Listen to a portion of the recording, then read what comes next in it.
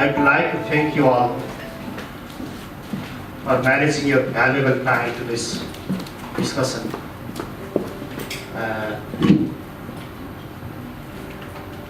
So initially, I'd like to thank the distinguished personalities we have. Former Honorable Vice Chairperson from National Planning Commission, Dr. wellbeing. Similarly, we have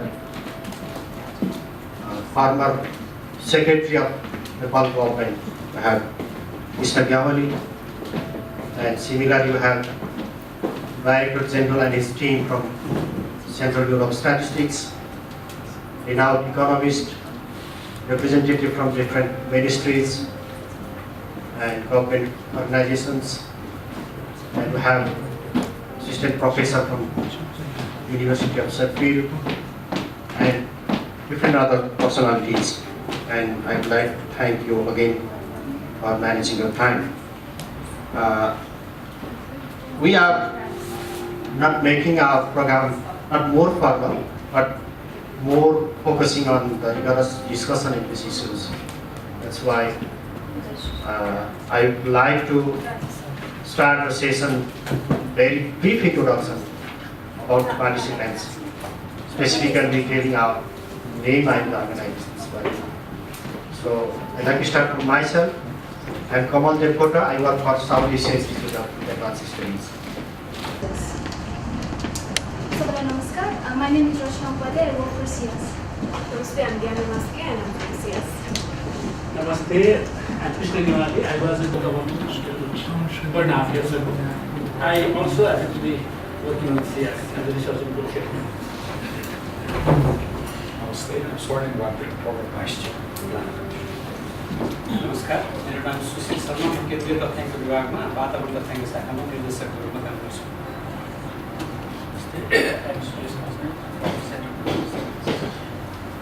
नमस्ते मेरो नाम सुमन हरिया म तथ्याङ्क विभागको बालक छु Namaste, I'm Sheffield and economist.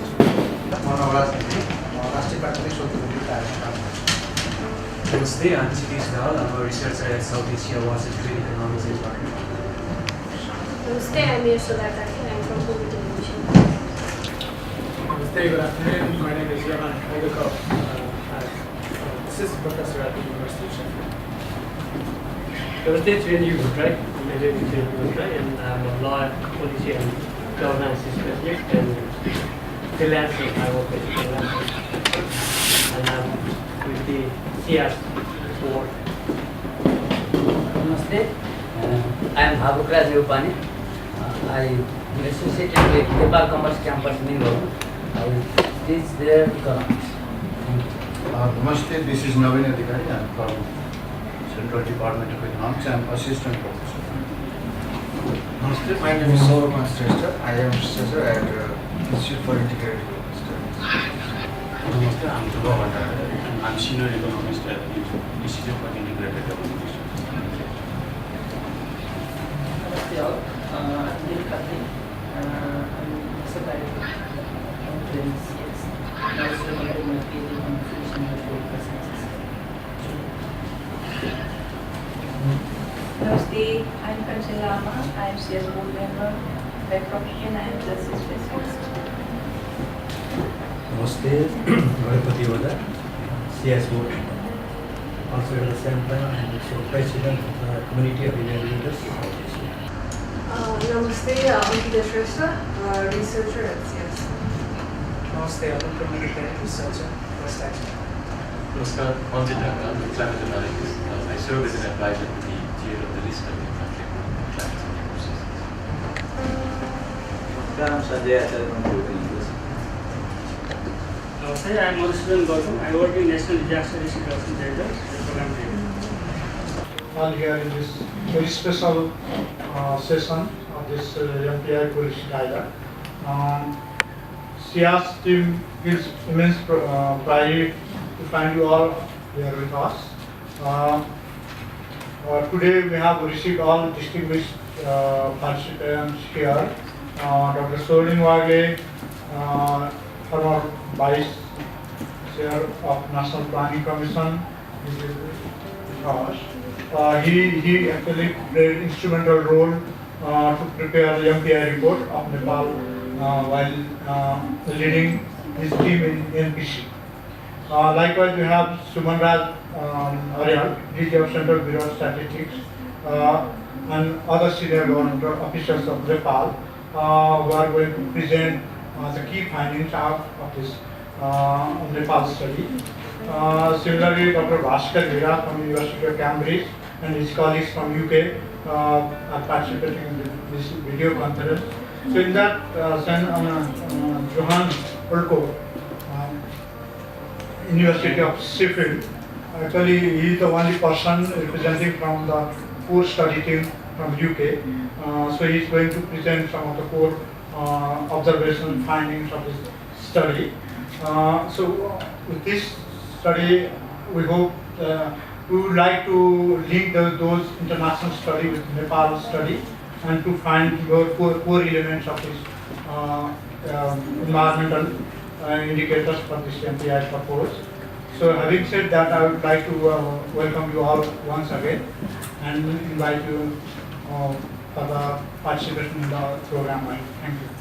Okay, it's online. Then after we will have presentation from Central Bureau of Statistics.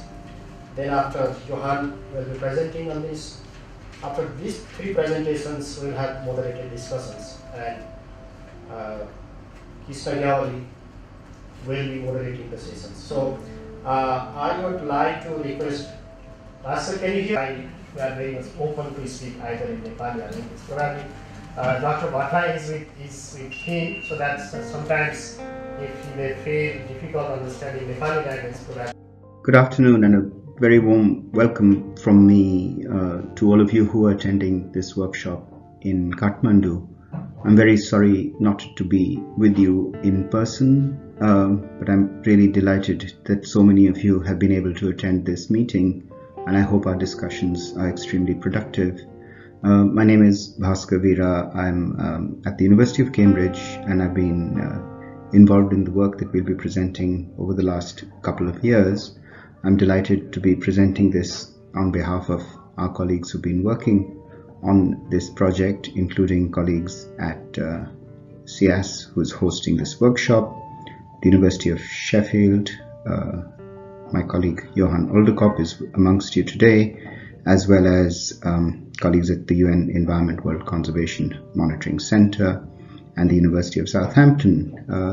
This particular project was supported by the ESRC's Global Challenges Research Fund, which has a fund for secondary data analysis, and this is the context of the work that we'll be presenting, but it builds on work that we've been doing over the last couple of years, including in collaboration with UNDP and UNEP's Poverty Environment Initiative, as well as some work that we've done with funding from ESPA, the Ecosystem Services for Poverty Alleviation program.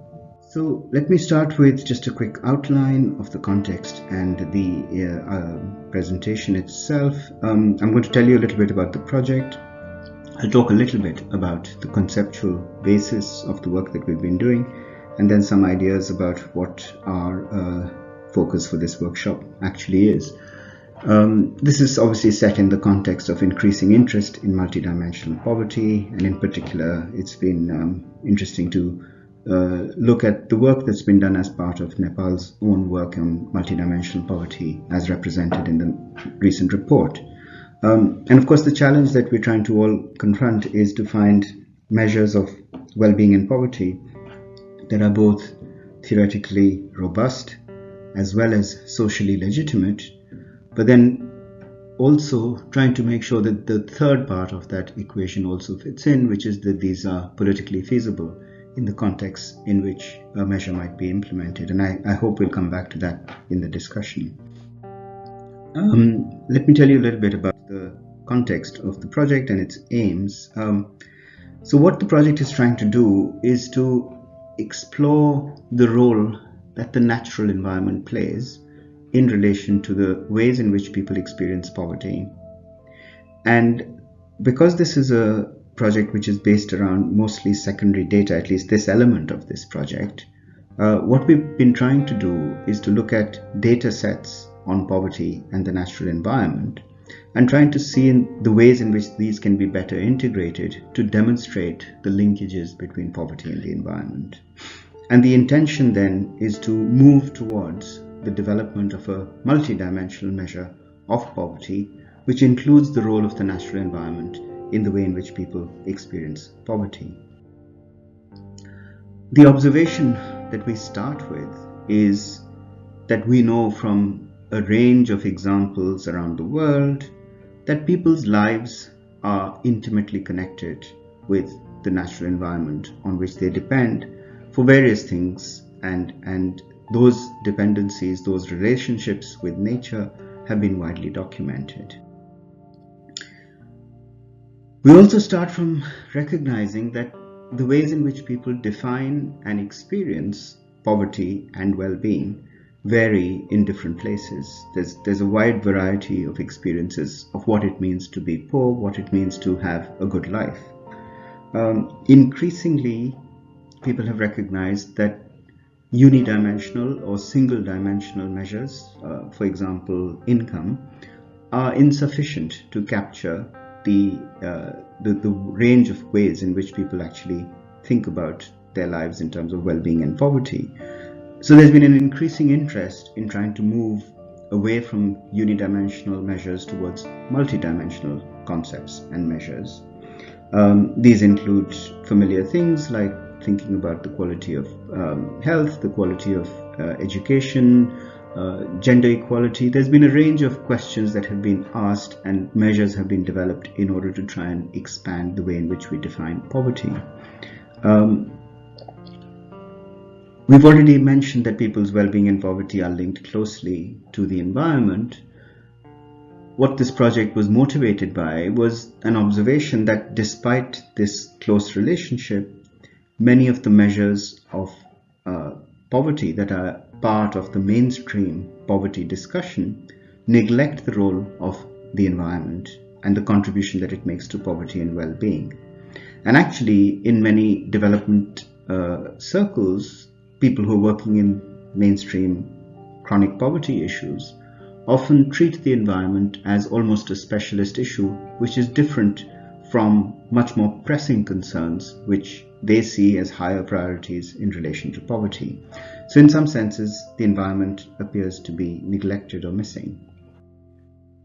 The move towards the global goals for sustainable development, or the sustainable development goals from 2015, potentially represents a bit of a shift in that type of thinking, especially the desire to integrate thinking across these 17 goals. But I want to draw attention specifically to the first goal, which is to eliminate poverty. And two of the targets within Goal 1, which is Target 1.4 and 1.5, explicitly mention the relationships with nature. Target 1.4 talks about access control over land and other natural resources, while 1.5 mentions the need to think about the resilience of the poor in relation to vulnerability to environmental shocks and disasters and extreme events. Now, the indicators for Goal 1 are still under discussion, but essentially what this says is that the poverty goal in itself now wants to focus on the role of nature in terms of defining what it means to be poor. This is separate from and additional to all the other goals, such as Goal 6 on water, Goal 13 on climate action, Goal 14 on life below water, Goal 15 on terrestrial issues, which are also environmental goals. This is an additional and a core dimension of defining poverty by recognizing the role that nature plays in terms of people's experience of poverty. So that gives us a very interesting starting point, or an interesting conceptual question, which is, how can we think about the relationship between nature and the way in which the natural environment influences poverty? And there are different ways in which one might think about it. One might think that there is no relationship, and for some people, caring about nature is entirely independent of the experience of poverty.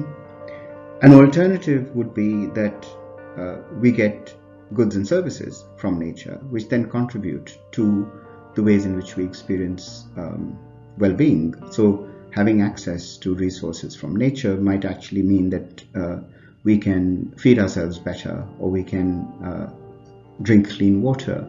There's a whole range of instrumental roles which influence the way in which we experience well-being. We also want you to explore whether there's a further dimension to this relationship, which is more fundamental to the way in which we define our sense of well-being, or our sense of deprivation, lack of well-being, or poverty, which we talk about as an internal or a constitutive role that the environment might play. And I know we'll probably return to this discussion later. But it means that there's a distinction between the role that the environment plays as an external factor that influences poverty, but also the role that it plays internally as a constituent element of what it means to be poor. Partha Dasgupta famously wrote about this in work in 2001, and that's the question we're trying to think about. Can the natural environment be considered part of our definition of poverty? And if so, how can we find measures that can then better reflect that element? So we undertook, as part of the ESPER project, a review of some of the conceptual literature and some of the philosophical literature, and when we found that, at least in some frameworks, people do consider that the environment is a constitutive element of poverty. And then specifically, the three aspects that emerged from that review, which we've published recently in the paper cited at the bottom, the three aspects that seemed to be important were a sense of belonging in terms of nature, experiencing nature, the sort of sense of well-being that comes from that engagement with nature, but also the deprivations that come from exclusion from nature. A second dimension, which is more related to the access of that people have to natural spaces and resources, and a third aspect that is about the uncertainties, the risks, the worries that come from environmental events and vulnerabilities that are associated with exposure to those environmental events, which can create a negative sense of negative well-being. So those are the aspects that emerge from the way in which conceptual models, ideas, philosophical frameworks have talked about these issues. Now we want to take that forward by saying, can we find suitable measures that allow us to integrate these aspects of the natural environment into some of the poverty measures that people are beginning to develop? The project focused on doing this in the context of data, secondary data that was available to us, in particular from the Brazilian data sets. And a lot of the work over the last year has been trying to integrate some of the Brazilian data on poverty and environment. And Johan will be presenting the results of that work later in the workshop. But specifically for today's discussion, I wanted to end just with a focus on why we think we should take some of these conversations forward with all of you who are assembled in the room. And I think what our focus really is to draw on the collective expertise in the room in order to understand, firstly, where is the debate at the moment in Nepal in the context of poverty measures, especially how is the concept of multidimensional poverty, as obviously the MPI report recently shows, how is that concept of multidimensional poverty being taken forward? Secondly, to ask whether the questions that we are interested in, which is that the natural environment plays a role in relation to poverty, how does that make sense in the particular context of Nepal? And if it does make sense, which are the environmental aspects that are most important that we might want to include in something that we might call a multidimensional measure? What are the relevant data sets that could help us to integrate some of these environmental variables into the way in which we define and measure poverty.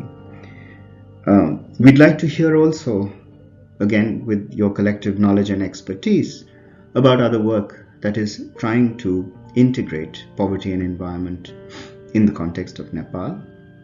We've had the good fortune to work with our colleagues at SIAS over the last few years on a ESPA, Ecosystem Services for Poverty Alleviation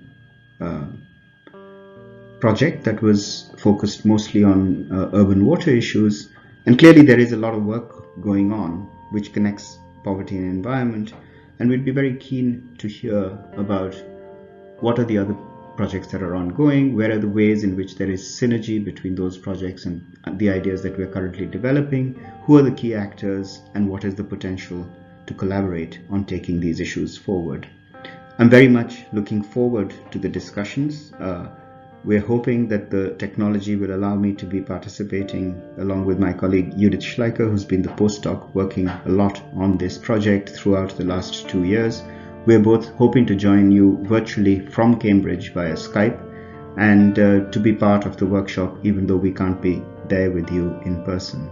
So we look forward to the discussions. We thank you for your presence and for agreeing to take part in this meeting, and would welcome any discussion and feedback over the course of the next few hours. Thank you very much. मैले नेपालीमै भन्ने try गरेँ, live जस्तो हुन्छ होला।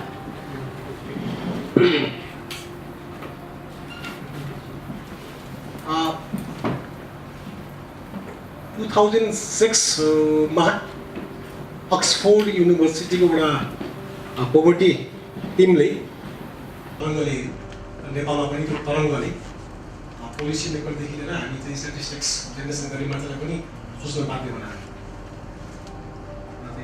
नयाँ poverty अङ्कसहितको नम्बरसहितको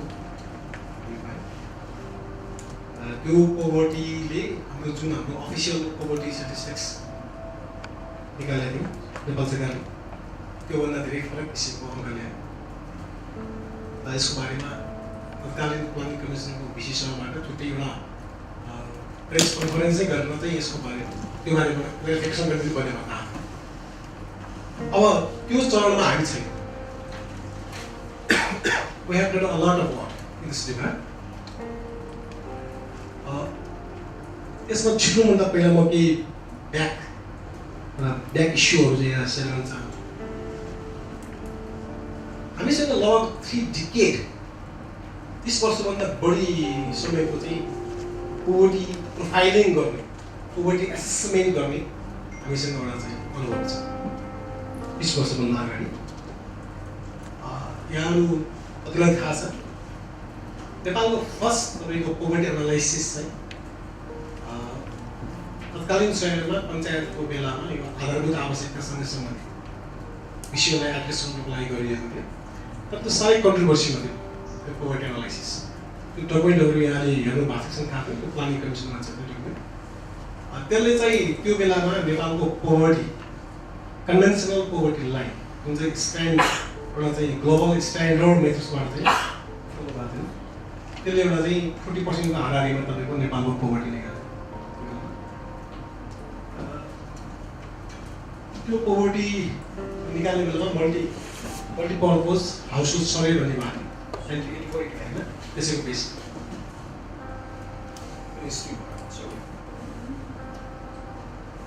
अब हामीसँग अरू थप हिस्ट्री छ, त्यो राम्रो हिस्ट्री छ। हामीले त्यो हिस्ट्रीलाई क्यारी ओभर गरिरहेका छौँ। त्यो हिस्ट्री भनेको हामीसँग अहिले अफिसियल नेपाल सरकारको official poverty assessment, poverty profile छ based on Nepal Living Standards Survey. This Nepal Living Standards Survey is based on the global LSMS model, which is developed by the World Bank. First analysis was conducted in 1996. Based on this survey, मैले निकाल्दाखेरि त्यो बेलामा एउटा पोभर्टीमा चाहिँ head count धेरै किसिमको चाहिँ parameter आउँछ। मैले चाहिँ कुरो भने 42%। मैले किन उल्लेख गर्न चाहेँ भने जुन कन्भेन्सनल पोभर्टी लाइन्समा बसेर काम गर्दाखेरि पहिला 40 आयो पछि तपाईको स्ट्यान्डर्ड प्र्याक्टिसबाट गर्दा 132 आयो कम्प्यारेबल छैन केवल भर्खर गर्नको किन कम्प्यारेबल छैन हामी त्यो एनालिसिस लिभिङ स्ट्यान्डर्ड सर्वेबाट चाहिँ डिराइभ गरेको पोभर्टी चाहिँ युनिट डाइमेन्सनको मोनिमेट्रीको यसले तपाईको लाइफसँग सम्बन्धित लाइफसँग एसोसिएटेड यो चाहिँ एभ्री प्यारामिटरलाई कुनै किसिमबाट एकाउन्ट गर्छ तपाईको कन्जम्सन फुडमा गर्नुभएको कन्जम्सन नन फुड आइटम्समा गर्नुभएको कन्जम्सनलाई टेक केयर गर्छ त्यसको आधारमा एउटा सर्टेन पोभर्टी लाइन निकाल्छ जस्तो अहिले हामीसँग भएको चाहिँ 2010 को पोभर्टी लाइन हैन त्यो डिराइभ गर्ने तपाईको त्यो एनालिसिसबाट तपाईले प्रिपेरै गरेको 19,000 प्लस त्यो भनेको हाम्रो basic needs cost of basic निड्सलाई क्यालोरी इन्टेकमा ट्रान्सफर गरेर निकालेको लाइन पोभर्टी लाइन जुन चाहिँ हाम्रो इन्टरनेसनल कम्प्यारेबल लाइन्स पनि धेरै मुलुकमा यसै भन्दै कस्ट अफ बेसिक निड्सलाई क्यालोरी इन्टेकमा टाइ गरिसकेपछि निकाल्ने फिगर अब इस्यु आउँछ धेरै क्वेसन निकाल्नुहुन्छ मका धेरै साथीलाई आउनुहुन्छ फुड आइटमको चाहिँ क्यालोरी इन्टेक हुन्छ रेन्टको कसरी क्यालोरी इन्टेक निकाल्नुहुन्छ तपाईले गाडी चलाउनुहुन्छ कसरी क्यालोरी इन्टेक निकाल्नुहुन्छ तपाईको घरमा कम्प्युटर कसरी गर्नुहुन्छ त्यो सबैलाई इक्विभ्यालेन्स मेजर बनाइन्छ त्यसको कस्टबाट त्यहीबाट हामीले चाहिँ एउटा फुडको र नन फुडको क्यालोरी इन्टेक्ससँग इक्विभ्यालेन्स मेजर गरेर पोभर्टी लाइन्स निकाल्छौँ र अहिलेको हाम्रो चाहिँ अफिसियल पब्लिस 2010 को पोभर्टी लाइन इज 19,000 प्लस योभन्दा पछि हामीसँग लिमिटेड सबै नगर्नाले हामी पोभर्टी लाइन निकाल्न सकेका छौँ तर त्यसलाई तपाईँको चाहिँ कुनै न कुनै किसिमबाट प्राइस इन्फ्लेसनसँग एडजस्ट गरेर हामीले किनकि इन्टरनल युजको लागि काम गरिरहेछौँ र त्यो हामी पब्लिक डोमेनमा कमै चाहिँ सेयर गर्छौँ अहिले यति भने हाम्रो प्र्याक्टिस हो र यो मोनिमेट्रिक अथवा युनिट डाइमेन्सनल पोभर्टी प्रोफाइलिङ गर्नलाई साङ्गीतिक विभागको पूर्ण क्षमतामा छ र हामी एनएलएसएस सर्वे र त्यसको चाहिँ सब्सिक्वेन्ट तपाईँको चाहिँ एनालिटिकल फ्रेमवर्क गर्नलाई SIAS क्यापेबल छ भन्ने काम गरिरहेको छु अब मैले प्रश्न बदले 2006 को पढेँ जुन बेलामा अक्सफोर्ड युनिभर्सिटी तपाईँबाट चाहिँ तरङ्ग ल्याएको नयाँ प्रोग्राम ल्यायो तरङ्गले गर्दा तपाईँको 60 प्लसको तपाईँको चाहिँ पोभर्टीको कुरा निकाल्यो जुन बेलामा हामी चाहिँ तपाईँको चाहिँ 42% चाहिँ 95-96 को त्यसपछि चाहिँ 31% कुरा गर्दा थियो त्यो बेला 60 प्लस आयो यो इस्युको बारेमा धेरै इभेन्ट गरेको र यसमा चाहिँ पछि यसो क्ल्यारिफिकेसनहरू अफिसियली भयो सबभन्दा पहिला के भन्दाखेरि आजको यस प्रोग्रामको पनि मेजर थिम पनि तपाईँको चाहिँ मल्टी डाइमेन्सनल पोभर्टीमा इन्भल्भमेन्टलाई कसरी एसेस गर्ने भएको सेक्सन भन्ने कुरा विषयवस्तु हो भने एमपिआई भनेको एमपिआईको मेन तपाईँको चाहिँ फिलोसफी भनेको चाहिँ ह्युमन डेभलपमेन्टमै आधारित यसले सोसियल एस्पेक्ट पनि हेर्छ यसले चाहिँ वातावरणीय एस्पेक्ट पनि हेर्छ र यसले तपाईँको चाहिँ आफै तिनटै विषयवस्तु हेरेको छ र डाइरेक्ट तपाईँको चाहिँ वान टु वान करस्पोन्डेन्स चाहिँ एज ह्युमन डेभलपमेन्ट र मल्टी डाइमेन्सनल पोभर्टी चाहिँ हुँदैन त्यही भएर more explicitly what we are arguing that multi dimensional poverty is the reflection of the deprivation and the capacity failure. Deprivation र capacity failure को जंक्शनबाट तपाईँको चाहिँ मल्टी-डाइमेन्सनल पोभर्टी इन्डेक्सको बारेमा हामी कुरा गर्न गइरहेका छौँ।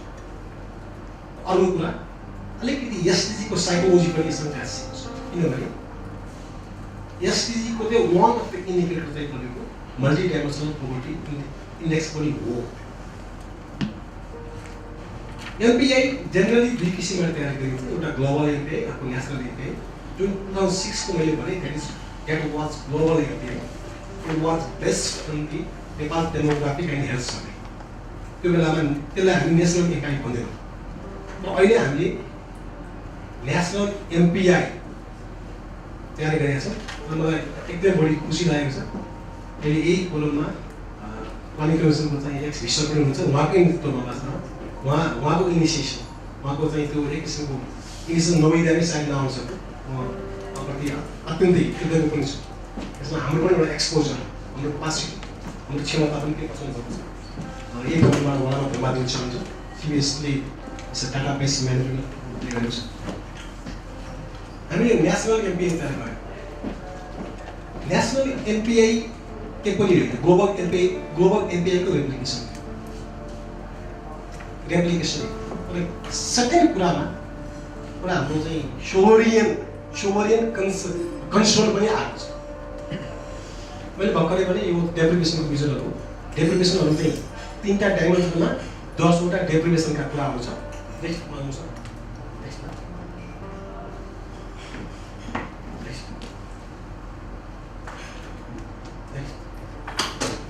दसवटा 3वटा डाइमेन्सनमा भएको चाहिँ विषयवस्तुहरूलाई 10वटा डेप्रिभेसनमा तपाईँको चाहिँ लगाएको छ। र हेल्थ एजुकेसन र living standards major dimension standard 10वटा indicators which reflect the deprivation of the respective dimensions. Nutrition, child mortality, years of schooling, and so on. मैले भर्खरै भने हाम्रो सोभरियन कन्टेक्स्ट पनि छ। ग्लोबली तपाईँको पोललाई तपाईँको चाहिँ एउटा डेप्रिभेसन अथवा तपाईँको क्यापासिटी फेलियरको इन्डिकेटर रूपमा लिएको थियो भने हामीले चाहिँ हाम्रो कन्टेक्स्ट हाम्रो तपाईँको चाहिँ क्लाइमेट, हाम्रो जुन जोनमा छौँ हामी जुन क्लाइमेटिक जोनमा छौँ त्यो अवस्थामा तपाईँको चाहिँ फ्लोरले मात्रै हाम्रो रिलिङ स्टार्ट गर्दैन, रुफ पनि इम्पोर्टेन्ट छ भन्दा हामीले रुफ अफ फ्लोरलाई चाहिँ त्यो गऱ्यौँ। र त्यो अथोरिटी नेसनल गभर्मेन्ट इनिसिएटिभ कस्तो मलाई लाग्छ हामीले लियौँ। यसमा हाम्रो चाहिँ लियौँ, धेरै राम्रो बेसिस पनि गएको छ। यो एक फ्लोरमा रुटिङको बारेमा 2 महिना अगाडि न्युयोर्कमा एउटा प्रोग्राम भएको थियो होइन। अनि नेपालको चाहिँ पछिल्लो पटकको चाहिँ एमपिआई निकाल्ने कन्ट्रीमा नेपाली भएको हुनाले मलाई एउटा प्यानलिस्ट रूपमा चाहिँ बनाइदिएको त किन फ्लोर भन्ने किसिमको कुरा चलेको थियो। फ्लोर र रुटिङको बारेमा धेरै कुरा चलेको थियो। यसमा मैले चाहिँ राम्रै किसिमबाट प्रस्तुत गर्न सकेको जस्तो लाग्छ। नयाँ किसिमको चाहिँ पनि ल्याएको छ। यस्तै किसिमको इस्युहरू पनि आउन सक्छ होला। त्यो चाहिँ इनोभेसनको पार्ट हो। हजुरलाई मैले के भन्नु खोजेँ भने 10वटा डेप्रिभेसनका इन्डिकेटरहरूको चाहिँ आफ्नै मिनिङ छ।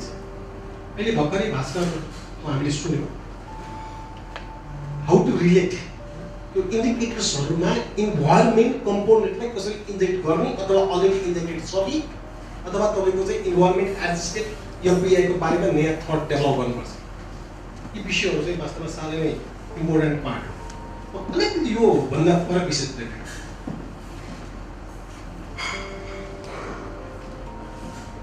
2015मा एउटा रिपोर्ट निस्केको छ एसडीजीसँग एउटा इमिनेन्ट पर्सनको ग्रुपहरूको चाहिँ एउटा रिपोर्ट आएको छ 14-15मा। त्यसमा तपाईँ बियोन्ड द जिडिपी भन्ने एउटा चाहिँ त्यो हेडिङमा तपाईँको चाहिँ रिपोर्टै आएको छ। त्यसले के देखाउँछ भन्दाखेरि तपाईँको चाहिँ जिडिपी भन्दा अगाडि बढ भने जस्तो, जिडिपी भन्दा अगाडि विषयवस्तुमा हेर भने जस्तै बढी फोकस गरेर बोलिरहेको छ। यद्यपि त्योभन्दा अगाडि नै केही कामहरू भएको जस्तो इन्भाइरोमेन्ट एडजस्टेड जिडिपी जसलाई हामी चाहिँ डिफ्रेन्ट टर्ममा चाहिँ ग्रिन एकाउन्टिङ ग्रिन जिडिपी पनि भन्छौँ। त्यस्ता विषयहरू नआएका होइन, तर अब त्यो अहिले चाहिँ प्रधान विषय रूपमा आइसकेको छ। जसरी जिडिपीमा तपाईँको चाहिँ इन्भाइरोमेन्ट एस्पेक्टलाई पनि तपाईँको इन्डिकेट गर्ने कामहरू भएको छ र युनाइटेड नेसन्स स्ट्याटिस्टिक्स डिभिजन धेरै ठुलो काम गरिरहेको छ। वेस्टर्न युरोपियन कन्ट्रीहरूमा धेरै ठाउँमा तपाईँको त्यस्ता किसिमका जिडिपी निस्किरहेका छन् भने इन्भाइरोमेन्टसँग सम्बन्धित विषयहरूलाई चाहिँ डाइरेक्टली इन्डिकेट गर्ने कि अथवा कन्सेप्चुअल इन्डिकेट गर्ने भन्ने किसिमको चाहिँ एउटा वाद विवाद तर्क देखाउन सकिन्छ प्राकृतिक क्षेत्रमा। र यसको विषयहरू के छ भने म थोरै पछि यहाँलाई चाहिँ सेयर गरौँला। अब 10वटा इन्डिकेटरको बारेमा भनिहालेँ मैले। एउटा चाहिँ हेल्थ एजुकेसन र लिभिङ स्ट्यान्डर्डको बारेमा हो, डिप्रेसन प्रकारको। र म छोटो फाइन्डिङ भन्छु, थोरै कुरा पनि गर्छु। यसले के देखायो भने फाइन्डिङमा चाहिँ नेपालमा चाहिँ 2014मा सम्पन्न भएको नेपाल मल्टिडाइमेन्सनल पोभर्टी इन्डेक्समा आधारित नेपाल मल्टिपल इन्डिकेटर सर्वेमा आधारित डाटाबाट काम गर्दाखेरि चाहिँ नेपालमा चाहिँ तपाईँको 28.62% मानिसहरू चाहिँ गरिबीभन्दा मुक्ति छ। They are poor. यिनीहरू त गरिब हुने कुरा देखायो मल्टिडाइमेन्सनल, जुन चाहिँ तपाईँले मोन्युमेन्टली कुनै डाइमेन्सनसँग चाहिँ 1-to-1 करेस्पोन्ड गर्न मिल्दैन। यो 28.62 भनेको के भन्दाखेरि कुनै 10वटा इन्डिकेटर मध्ये कुनै एक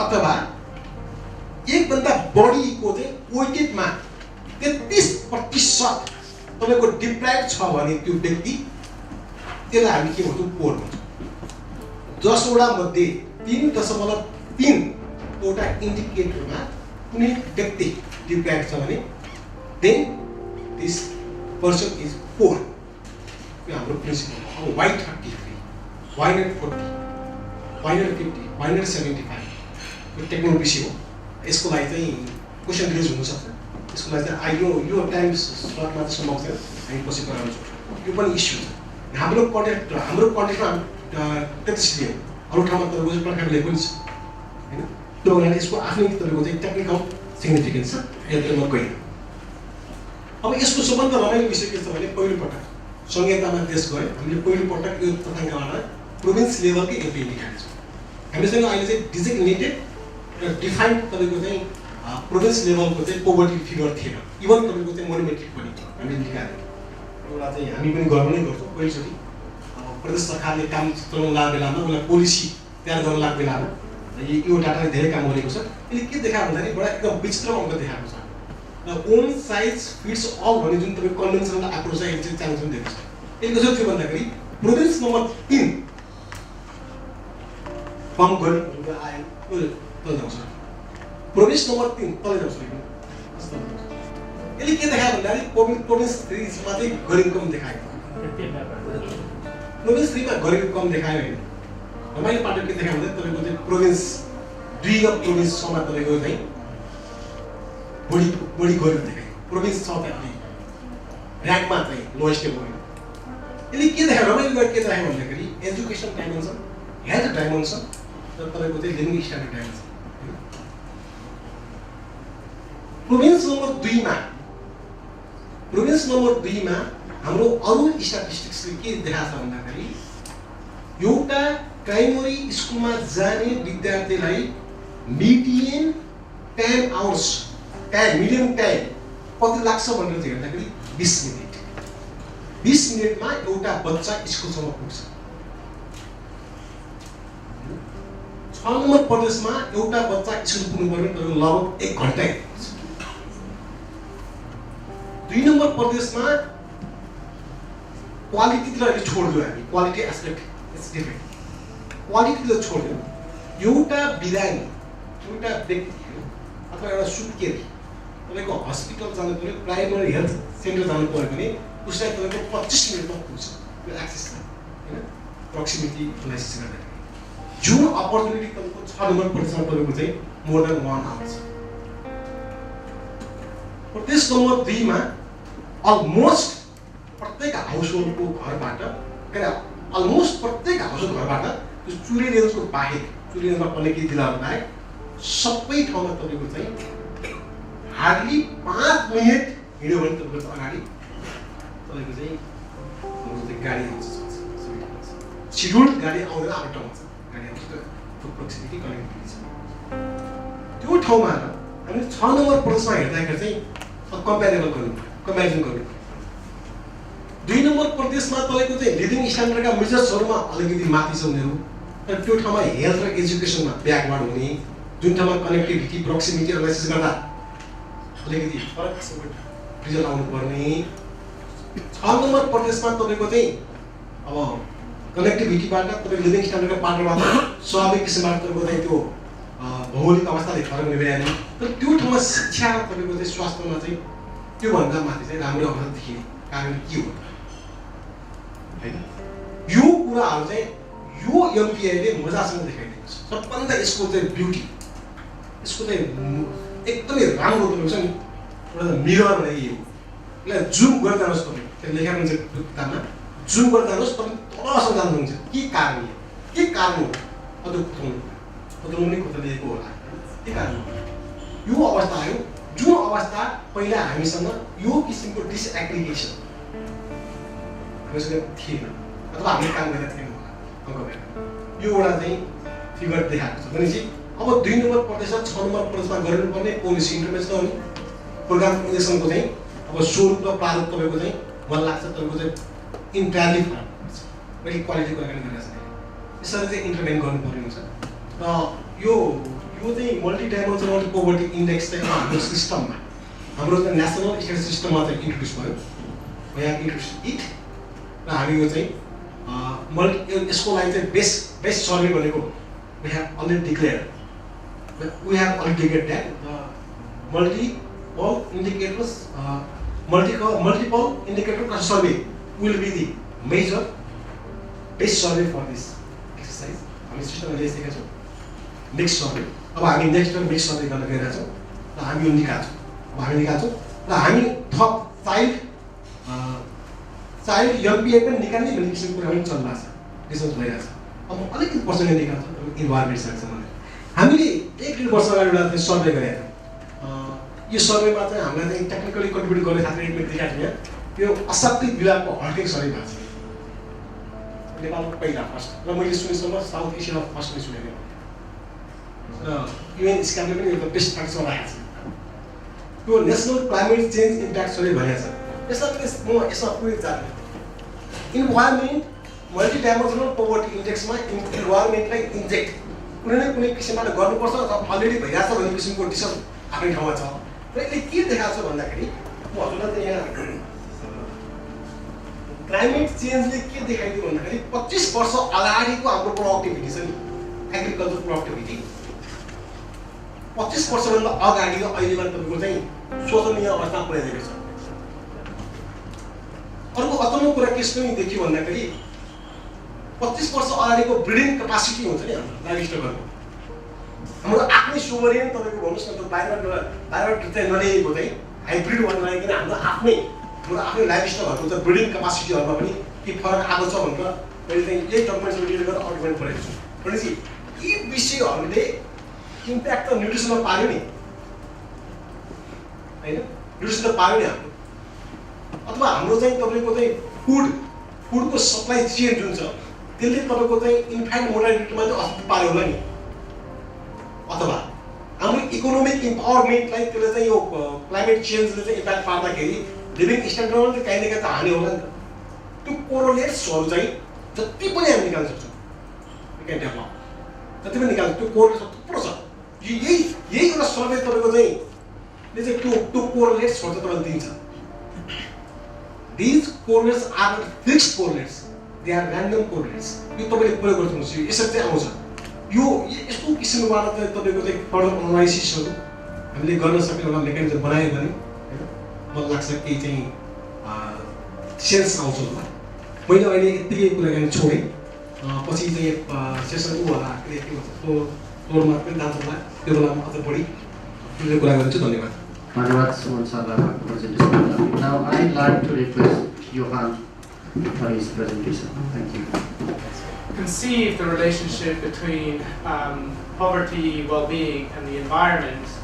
And what I want to do in this presentation is to, I guess, maybe kind of think about in a little bit more detail about this relationship between constitutive and instrumental dimensions or environmental dimensions of poverty, and then showcase an example of work in progress that we've been doing in Brazil to try and link the concept of multidimensional poverty, which was just presented by Mr. Simanaria in the previous presentation, with environmental dimensions that we can think are relevant within the Brazilian context. So I think when we conceptually, well, kind of methodologically and conceptually, we can think of first of all, as poverty as a box that we effectively can fill up with different kinds of deprivations. So, in the context of the MPI, or the Human Development Index, we can think about education and health or income. In the case of the MPI, it's assets, access to electricity, sanitation. And in many instances, this is the, I guess, kind of main framework that is used by multidimensional poverty indices. One of the kind of assumptions that is being made, or that we're making, is that in some instances there's some components like education and health in this case, that are inherent to the way in which we experience well-being. And in this sense, they're effectively constitutive, right? So they form a kind of elemental part of this sense of well-being. But we can also think of them as being instrumental in the sense that a particular dimension might actually influence another dimension of poverty externally, right? So in this case, we can think about health influencing education. So if a child is chronically ill, for example, they will not necessarily perform as well in school, then that's going to have potentially long-term effects on their well-being. So in this sense, the relationship that I'm trying to exemplify is this direct measure, instrumental measure of a particular dimension of poverty on another dimension of poverty. And this is another example where we can think that education effectively influences our capacity to earn income as well. And so if if our education has not been good, our ability to generate income in later life might also be compromised. So in this case, these are instrumental or instrumental components or instrumental relationships between different components of or dimensions of poverty. And so a key question, and this has been a large part of the conceptual discussions that we've been having, is the way in which we should conceive the environment or different dimensions of the environment within this context, right? So do we conceive them as being instrumental in the way that we might conceive climate change as affecting agricultural production, and agricultural production is ultimately going to influence income? Or do we think of them as being more inherently linked and constitutive? And that is one of the discussions, or one of the kind of points that I want to raise, and that I hope the discussions later after this presentation might be able to shed some light on. So how do we conceive of these relationships between the environment and poverty and well-being within the context of the environment? And so the multidimensional poverty index as was just shown in the previous presentation, has these three different dimensions,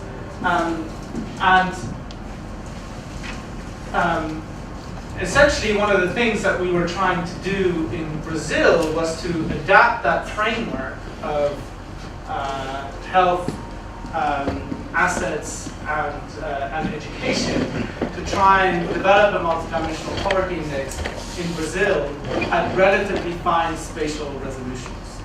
So resolutions that are finer than the ones that are available in the case of Nepal, where it's looking at multidimensional poverty at the level of individual provinces. So in this case, we were really trying to look at it at the level of individual municipalities.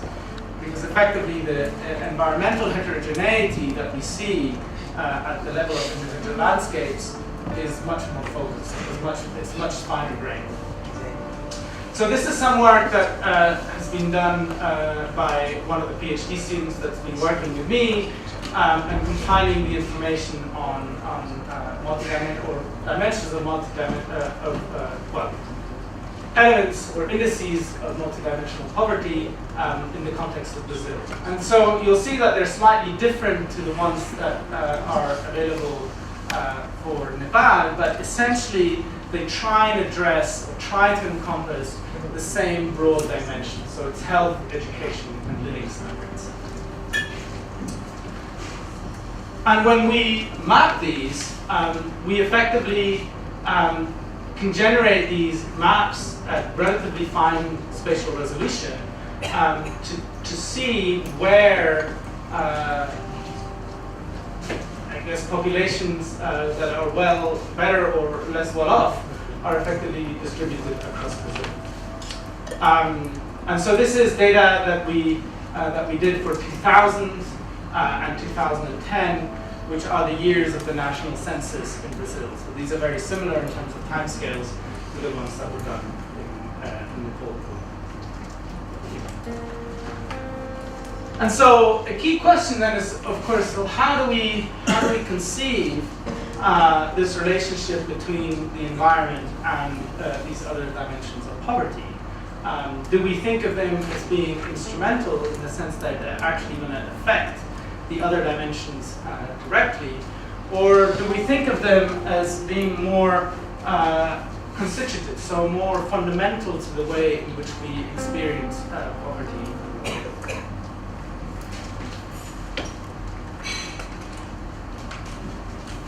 And we thought effectively about three different. I should go back a step and say part of this exercise is trying to link the conceptual framework that we developed with the data that is effectively available. So in some instances, we might decide, well, really what we want to do is include a certain dimension that we think is important, but that there's ultimately no data for it. And another dimension is to try and understand the way in which some of the environmental dimensions might already be included in some of the other indicators included in the multidimensional poverty index. So one of the challenges is to think about not only how the environment relates to our concept of poverty and well-being, but which elements of those are already included in the current existing multidimensional poverty index. So water is a really good one, right? So access to water is already included in the multiple dimensional poverty index and can be thought of as an environmental dimension. So for Brazil, we effectively tried to look at these different dimensions of environmental dimensions. So the experience of nature, access to natural resources, which is also included as one of the indicators in the SDGs, and also environmental risks and vulnerability, which I think are also relevant to the Nepali context. And so, in this sense, we can think of these as having kind of instrumental relationships and also constitutive relationships. So, for example, if we have access to ancestral lands that have some sort of religious importance, we can think of them as being constitutive to the way we experience or the way that we think of that environmental dimension in relation to well-being. So we had a series of data sets. I want to reiterate that the data sets are really particularly challenging because in some instances they're available at national levels, some instances they're available at global levels. And if we want to think about this as a more universal approach, we want to try and find indicators that are comparable or that can be used in different contexts. So global data sets are essentially one way of thinking more broadly about how such an environmentally adjusted multiple dimensional poverty index can be developed for multiple countries. So in this case, we had data from the map biomas, land cover map. So this is a high-resolution land satellite image derived data set on land cover in Brazil, which is very new. We had data on flood risks. We had data on droughts, landslides, and we also thought that fire is important, but unfortunately, we weren't able to find a data set that we felt actually encompassed what we were looking at. And so, effectively, this would be the kind of standard definition of the multiple dimensional poverty index. And here we have the environmental dimensions with the individual indicators within it. So So that's the way that we've been thinking about it. Access to natural vegetation, exposure to flood risks, drought severity, and exposure to landslides.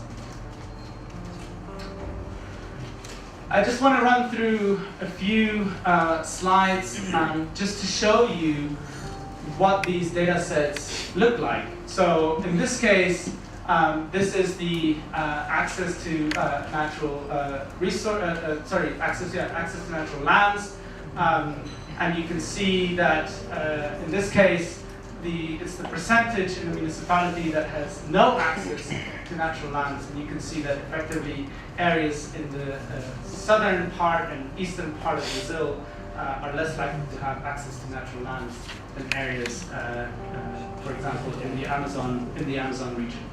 So these are areas where there is large amounts of access to natural lands, and the areas in red are areas where there's relatively little access to natural lands. This is some of the data from the flood risks, and of course, so this is the actual data set from the Dori et al., and then we effectively try and transform that to a unit of analysis that's comparable, which in this case is the municipalities, and you can see that there's quite a lot of spatial heterogeneity in where you find flood risks. So for example, here in the Amazon region, there's a high likelihood of flooding to occur.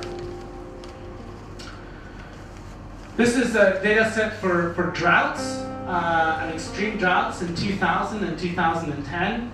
And then again, this is the translation of the very high spatial resolution data sets to municipal units of analysis, which are the units at which we have the socioeconomic data that we use for the multidimensional poverty index.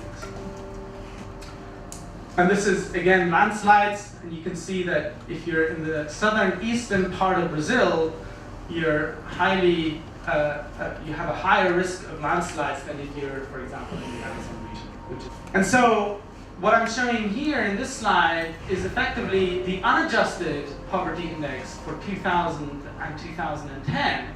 And we can see that there's differences in overall, or reductions in overall poverty between 2000 and 2010. And this is the same index, but with the environmental components included. So the idea is to really say, to what extent does the inclusion of the environmental dimensions that we've identified and that we've been able to collate from national and global data sets change the way in which we can map out poverty? And so for 2000, we see that the overall levels are relatively similar. There might be a little bit reduced, and the opposite seems to be true for 2010.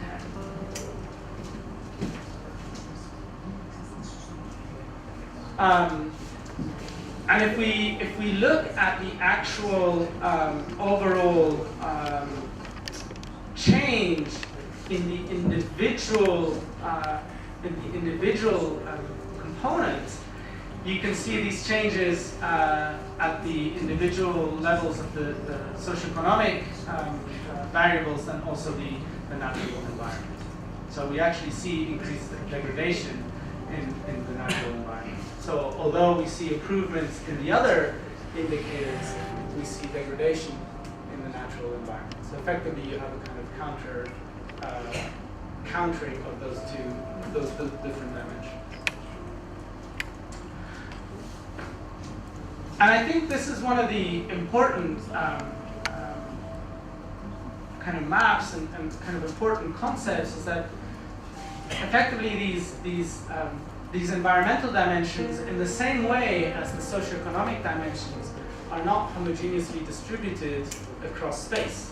They're effectively very heterogeneous. And that part of the way in which we want to think about these, and the particular usefulness, I think, when trying to conceive of these indicators, is to try and really understand what the spatial heterogeneity is, what is the pattern of poverty, and how does it differ between different areas.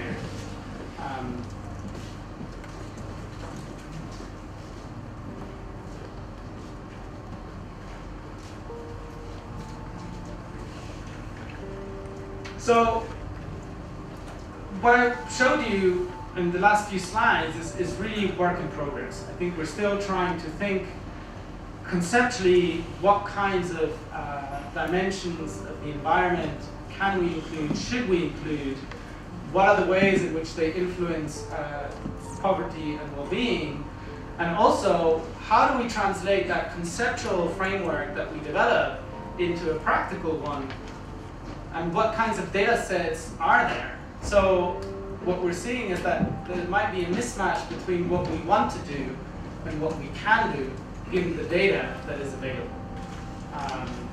And so one of the limitations is, of course, that we have these limited numbers of environmental aspects, and that often we don't necessarily have them in temporal resolution. So we can't necessarily measure how these environmental issues change over time. But we're hoping that as data monitoring of environmental aspects increases and develops, these kinds of things become more feasible.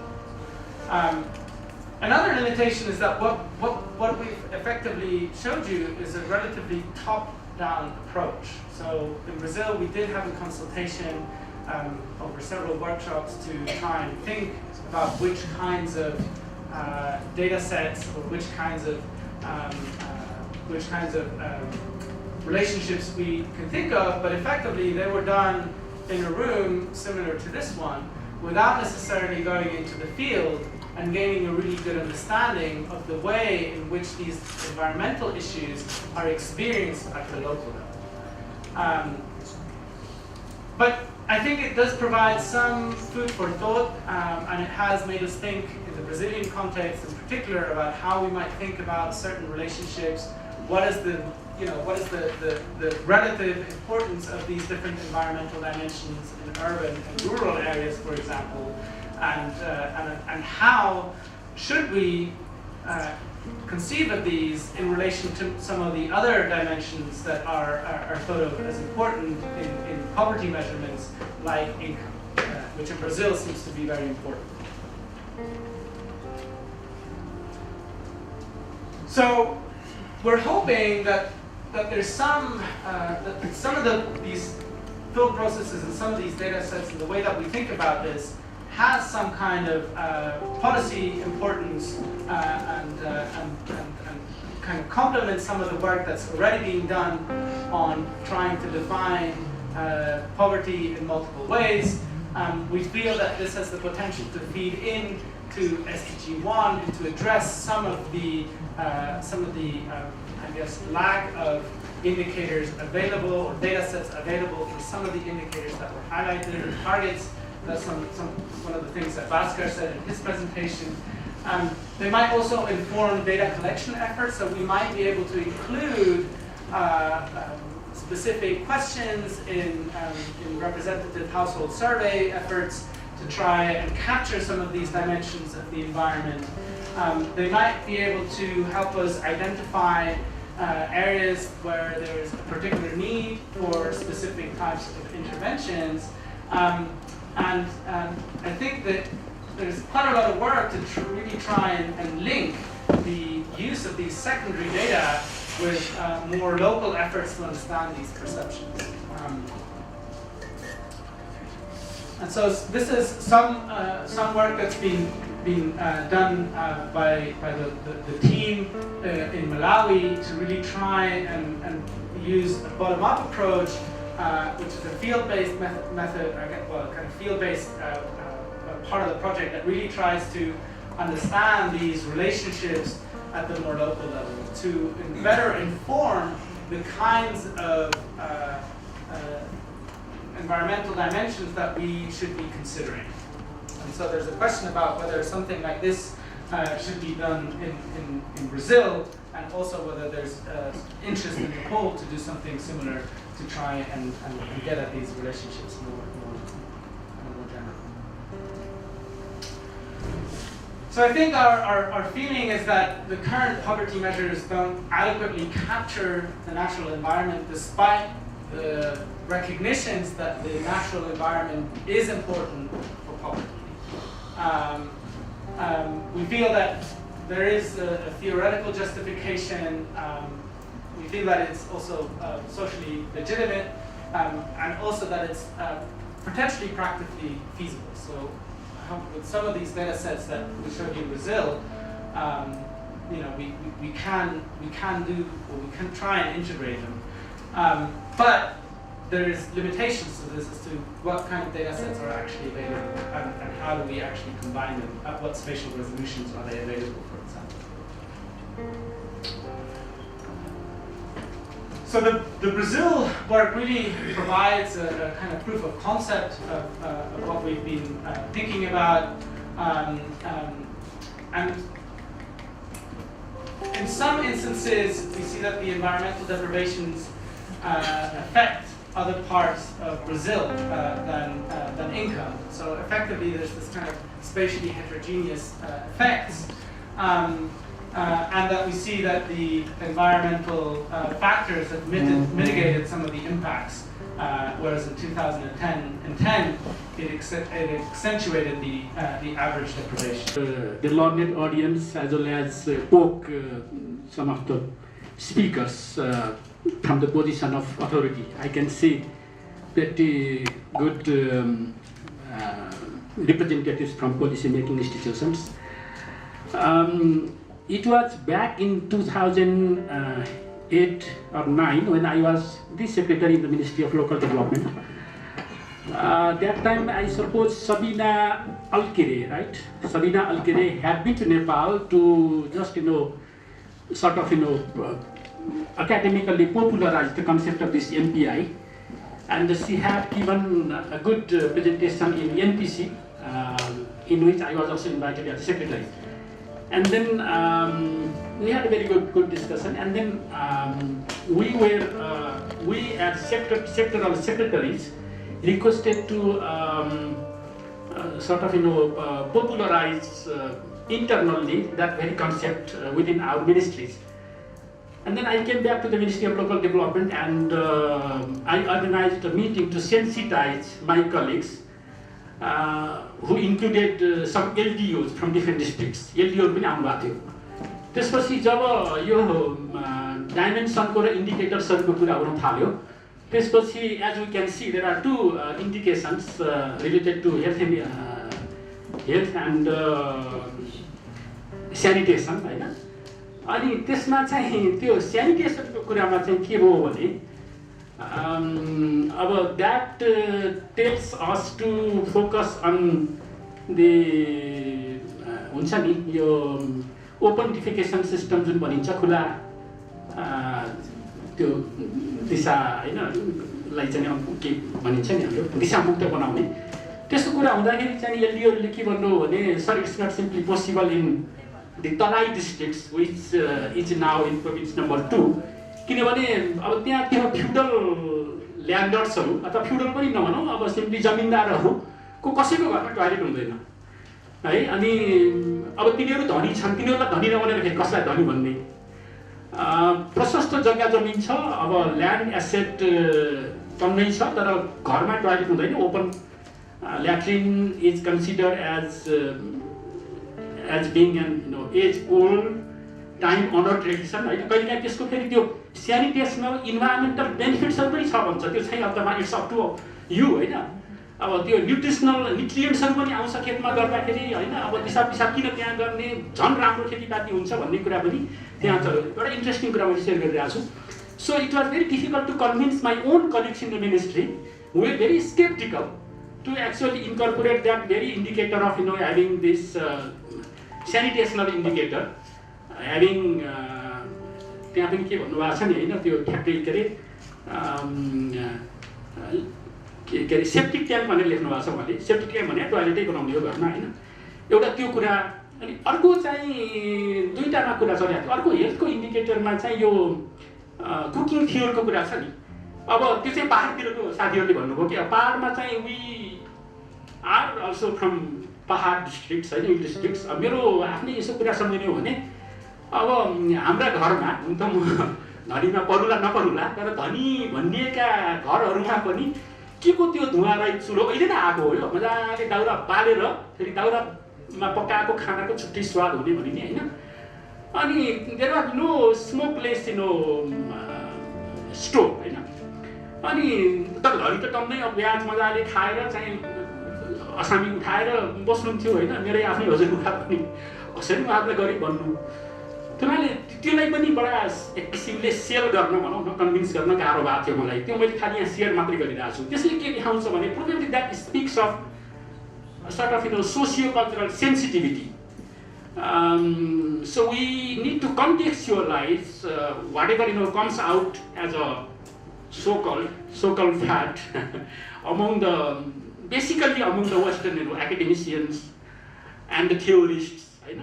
त्यसलाई कन्टेक्चुअलाइज गर्न कति समस्या छ यहाँ भन्ने एउटा त्यो देखाउँछ। त्यो चाहिँ अब यसमा पनि लागु हुन्छ इन्भाइरोमेन्टली एडजस्टेड इन्डिकेटरको कुरा गर्दाखेरि अब to whether or to what extent, whether or to what extent we can actually own this concept of environmentally adjusted indicators in NPI in for a country like Nepal. एउटा त्यो दोस्रो चाहिँ नि अलिकति यो पोलिटिकल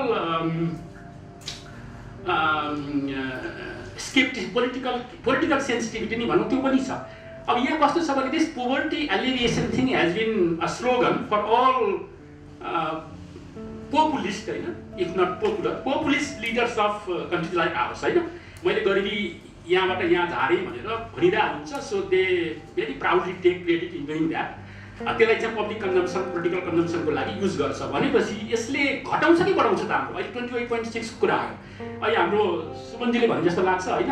त्यतिखेरै हामीले 40% भनेका थियौँ। अब 40%बाट घट्यो भनेर इन्कम कन्जम्सन पोभर्टीको हिसाबले त हामी अब तलै आएका छौँ भनेर त्यो गौरव गरिरहेको बेलामा अब अहिले यही 28.6लाई नै भनौँ न यसलाई नै ओन गरेर सेल गर्न गाह्रो छ। So whether will be able or not to actually convince the politicians and for that matter policy makers, किनभने policy makers are not anything without politicians or political policy makers होइन। त्यसले अप्ठ्यारो पार्ला कि नपर्ला एउटा यसले हाम्रो चाहिँ 28.6लाई बढाउला कि घटाउला यो इन्भाइरोमेन्टको कुरा राख्यो भने यसमा उहाँले के भन्नु भने अब जस्तो फ्लडको कुरा छ, ड्राउटको कुरा छ होइन। अनि अर्को धेरै इन्ट्रेस्टिङ कुरा के छ भने access to and the control over spaces and the natural resources भनेको छ है।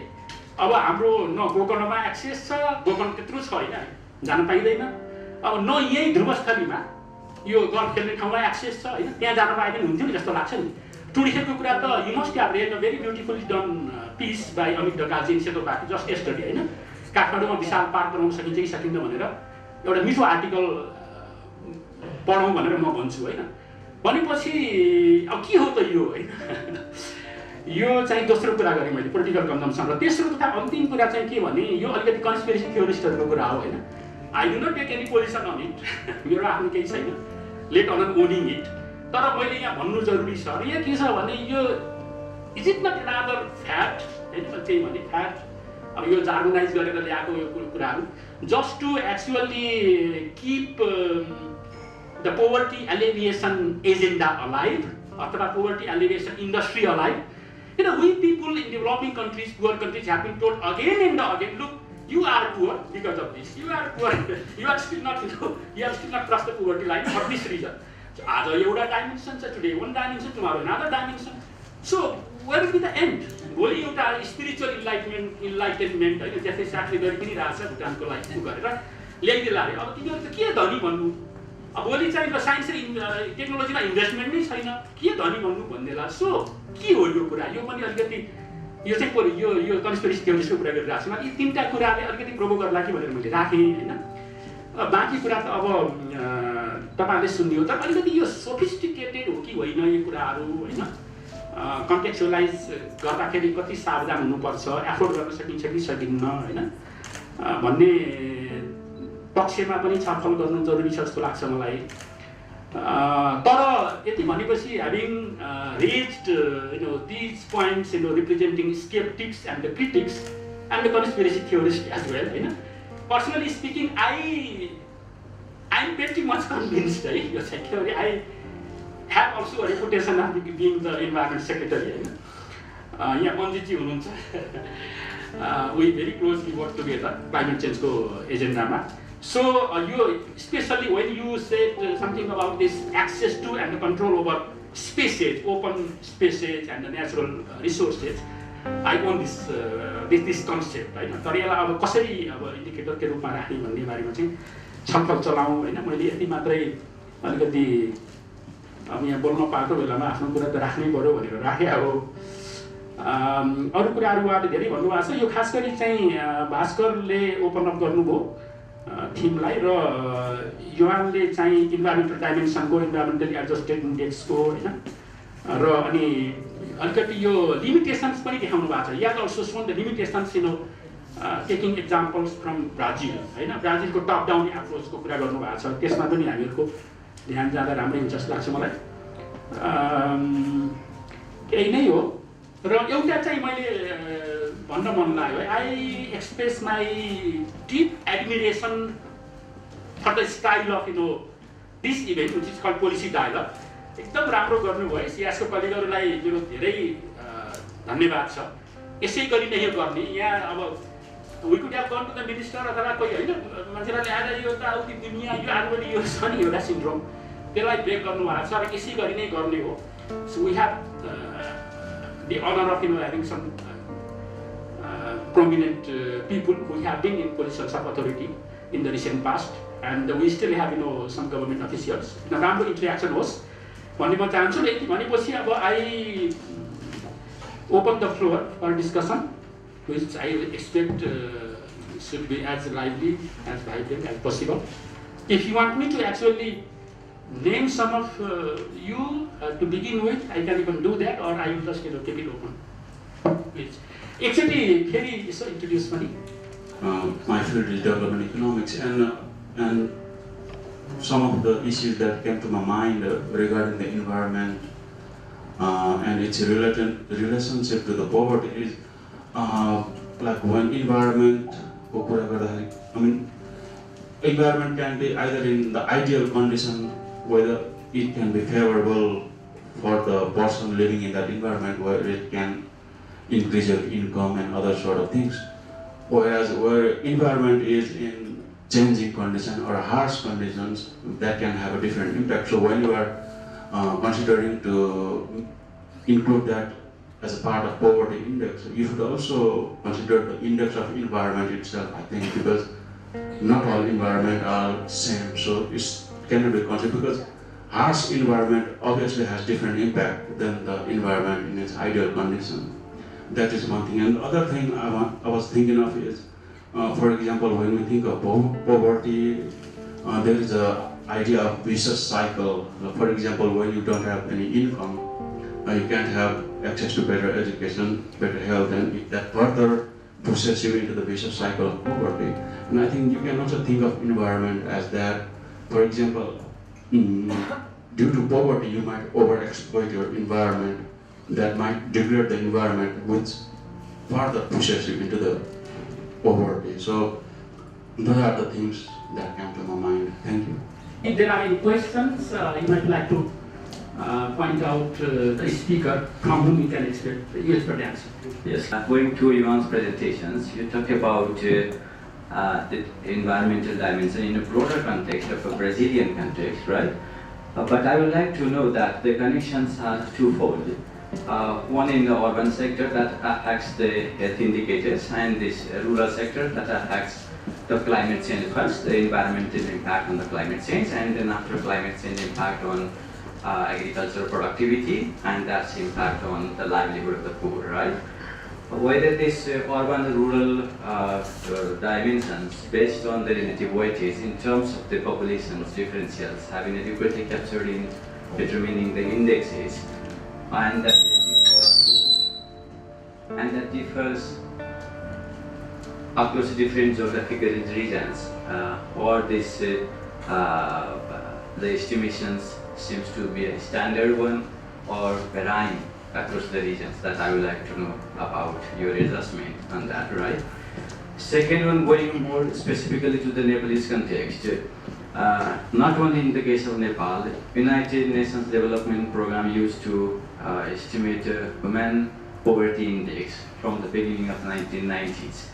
And if we look in detail regarding the three different blocks of indicators, health indicators, education-related indicators and income indicators. Data is also more or less captured in multidimensional index of poverty as well. But some of the health-related indicators have gone to a standard of living block, and that has been further disaggregated in terms of the use of the fuels and others, right, that appear in Human Poverty Index. So what are the rationale behind the departure of estimating this Human Poverty Index to Multidimensional Poverty Index, and whether we are still estimating the Human Poverty Index or not these days? So I would like to know the rationale behind it, and whether both are equally underestimations and with some caveats behind them, or that this has already replaced the previous one.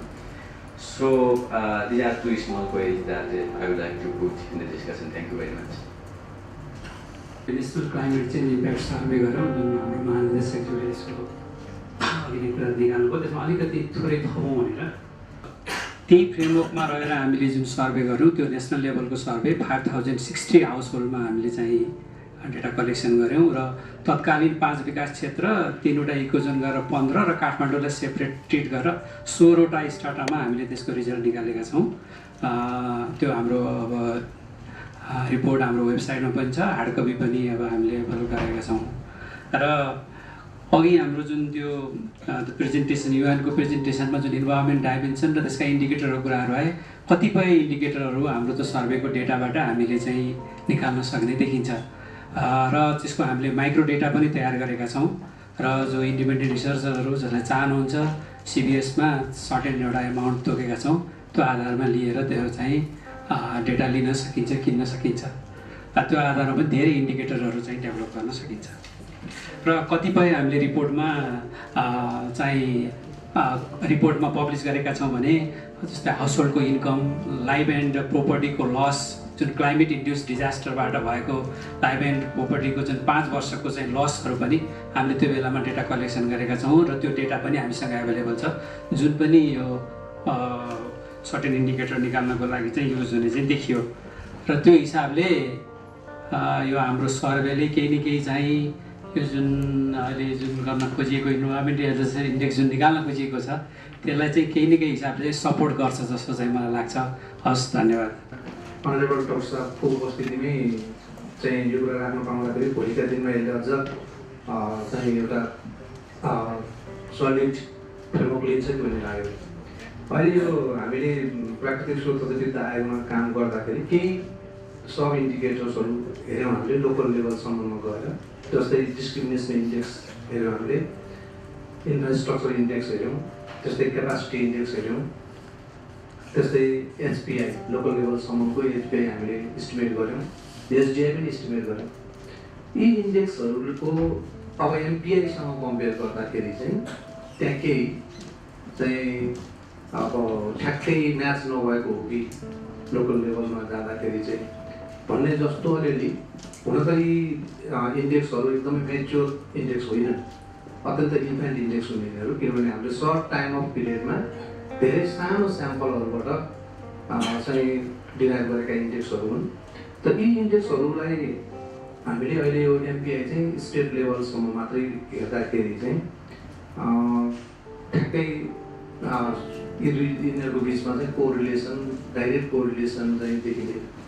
त्यसले गर्दाखेरि चाहिँ अघि सरले उठाउनु भएको यो कन्स्पिरेन्सी theory चाहिँ ठ्याक्कै यहाँ लाग्ने जस्तो देखिन्छ, किनभने हामी यहाँ चाहिँ यो आज बिहान एकजना वर्ल्ड ब्याङ्कको कन्सल्ट्यान्टसँग कुरा हुँदाखेरि ठ्याक्कै त्यसलाई अझ हिट गर्यो मलाई।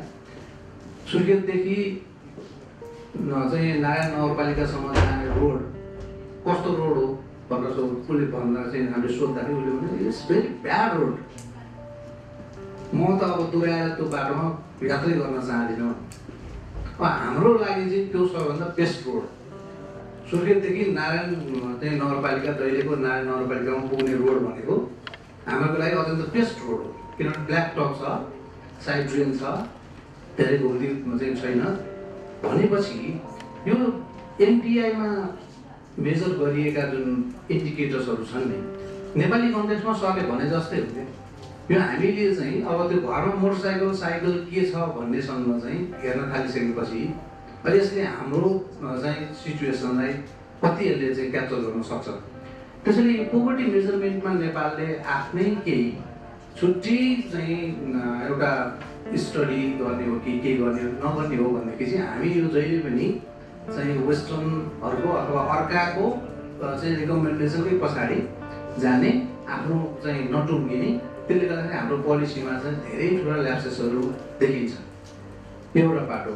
अर्को चाहिँ अब यो इन्भाइरोमेन्टली एडजस्टेड इन्डिकेटर्स बनाउने सवालमा चाहिँ अब हाम्रो इकोलोजिकल बेल्ट हामीले हिमाल पहाड तराई भनेर भने पनि हाम्रो इकोलोजिकल बेल्टमै नै अझ त्यहाँभित्र भएको माइक्रो चाहिँ डाइभर्सिटी इन इन्भाइरोमेन्ट भन्छौँ।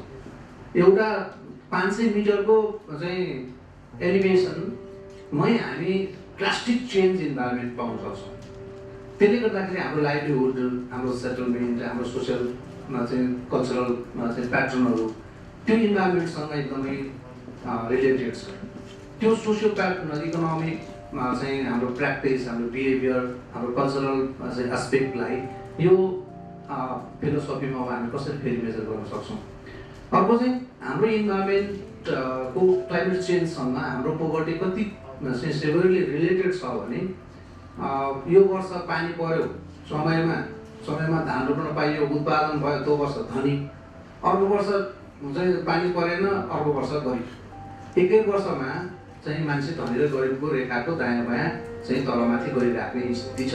यस्तो अवस्थामा यसलाई यो environmental diversity within the ecological belt कसरी how can we adjust the economic concept, environmental concept in Nepal, because we have a lot of environmental diversity within our ecological belt too. For example, we call it Himal, but there are also a lot of environmental differences within the Himal, within the Pahad, within the Tarai also. How can we capture this phenomena, captures these environmental qualities in measuring the environmental indicators or environmental factors to measure the poverty? That is one question to Johan. Thank you. Formal environment त्यो इन्भाइरोमेन्टको ओभरआर्किङ कन्सेप्टबाट फर्ममा आउँदाखेरि इन्भाइरोमेन्टसँग के राखेका छौँ छैन हामीले त्यो हेर्नुपर्छ होला। त्यसले फ्लडले अथवा फायरले इन्भाइरोमेन्टसँग चाहिँ समेट्न त्यो काहीँ कहिले कहिले चाहिँ त्यो डिस्टर्सन पो हुन्छ कि कन्सेप्टलाई त्यो पनि हेर्नुपर्छ होला। त्यसको आइडिया चाहिँ के हो भने इन्भाइरोमेन्टलाई हामीले डिफाइन कसरी गरेका छौँ, कुन कुन कुराहरू भयो भनेदेखि चाहिँ इन्भाइरोमेन्ट डिफाइन हुन्छ त त्यसको जुन क्याप्चर गर्नुपर्ने क्याप्चर गर्छ अनि कुन चाहिँ पनि हुँदैन भनेर पनि हेर्नुपर्छ होला। Otherwise simply running through the indicators it's little beet risky हुन्छ जस्तो लाग्छ मलाई। र अर्को यसमा हेर्नुपर्ने कस्तो पनि लाग्यो भन्दाखेरि चाहिँ जुन इन्डिकेटर्सहरू हामीले हेरेका छौँ त्यो इन्डिकेटर्सको क्वालिटी के हो, त्यसले आफै असर पार्छ अथवा अर्को मार्फत असर पार्छ त्यो पनि हेर्नुपर्छ।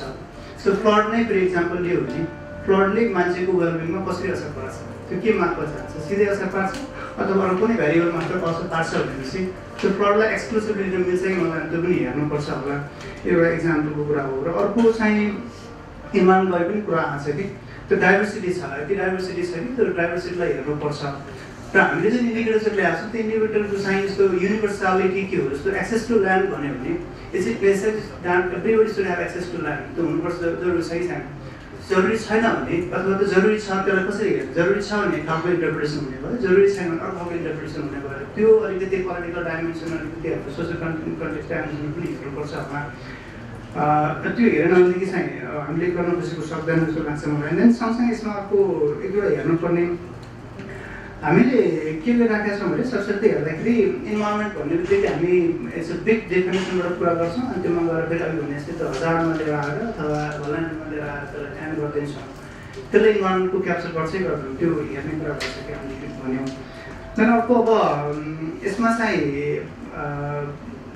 जस्तो इन्भाइरोमेन्ट राखिसके पछाडि नट नेसेसरी जस्तो फ्लड राख्ने भने अर्को कुरा आउने भयो। तर सँगसँगै if you talk about environment डाइभर्सिटीको कुरा गर्ने भने people are getting very fresh air, त्यो फ्रेस एयरको कामले आएर जोडिन्छ, त्यसले गर्दा इम्प्रुभ भइरहेको छ नि। हामीले फ्लड नभए जस्तो एउटा इन्डिकेटर आउँछ र त्यही गाउँमा त्यही ठाउँमा फ्रेस केयर उसले पाइराखेको छ त फ्रेस केयर कहाँनिर जोड्छौँ भने त्यो हाम्रो एसेटमा कहाँनिर आउँछ त्यो जोडिएन भनेदेखि त उसलाई त हामीले स्टेरियोटाइप गरेर मात्रै भयो तिमी फ्लड रिस्कमा छौ तिमी चाहिँ एकदम कमजोर छौ तिमीलाई अप्ठ्यारो छ भन्ने कुरा आयो त्यो अवसर चाहिँ कसरी हुन्छ होला होइन त्यहाँबाट हामीले एसेट कसरी क्यालकुलेट गर्छौँ त्यो इन्भाइरोमेन्टल प्रोपर्टी कसरी क्यालकुलेट गर्छौँ त्यो एसेटलाई लिएर आएर हामी वेलबिङमा कसरी जोड्छौँ अनि त्यो जोडिएन भनेदेखि त फेरि पनि गाह्रो हो अघि हामीले भन्यौँ वाटरकै कुरा गऱ्यौँ just take example of Kathmandu हामीले हेर्ने भने we feel we are safe are you really safe हामी यहाँ हेर्दाखेरि चाहिँ हामीलाई फ्लडको रिस्क छैन भन्छौँ होला फायरको रिस्क छैन भन्छौँ होला but are we really safe what about the pollution where हामीले सबैको पल्युसन के हो त्यो कहाँनिर एडजस्ट हुन्छ जस्तो यसको चाहिँ अर्को साइडमा हेर्ने भने पिटको रुरल एरियामा हेर्ने भनेदेखि त्यहाँ ल्यान्डस्लाइड होला बट त्यहाँ दिस फ्रेस एयर छ फ्रेस वाटर छ त्यो त्यसको चाहिँ कहाँनिर एडजस्ट हुन्छ दिस डाइभर्सिटिज त्यो कुरा हामीले कभर गर्न सकेन भने सायद यसले चाहिँ अघि नै भने जस्तो कतै स्टेरियोटाइप मात्रै गर्ने त्यो रिस्क चाहिँ छ अब यी डेटाहरू कहाँबाट आउँछन् भन्ने चाहिँ डेटा चाहिँ हाउ डु गेट दिस भन्नु अघि भने जस्तै ल्यान्डस्लाइडको उसको प्याटर्न पनि एउटै छैन फ्लडको प्याटर्न पनि एउटै छैन हजारको प्याटर्न पनि एउटै छैन कुनै बेला छ कुनै बेला छैन त्यो डाइभर्सिटिजहरू अथवा त्यो टाइम त्यो इफेक्टहरू चाहिँ हामी कसरी एउटा रोबस उसमा लिएर आउन सक्छौँ त्यो ल्याउन सकेन भनेदेखि चाहिँ फेरि पनि गाह्रो हुन्छ जस्तो लाग्छ मलाई यो साइन्स चाहिँ हेर्नुपर्छ जस्तो लाग्छ डेटाको कुरा त अघि पनि आइसक्यो यो कुरा आइसकेको छ I have a few questions and then I'll put some of my thoughts. I think it was really good to have this new data set and the information on the provincial level, which is very helpful for the provincial government to start some planning process. But I think it's also equally difficult when we have such kind of average kind of information that province 1 is wealthier than province 2 and compared to like other province. Because that gives a general reflection of what the whole province look like.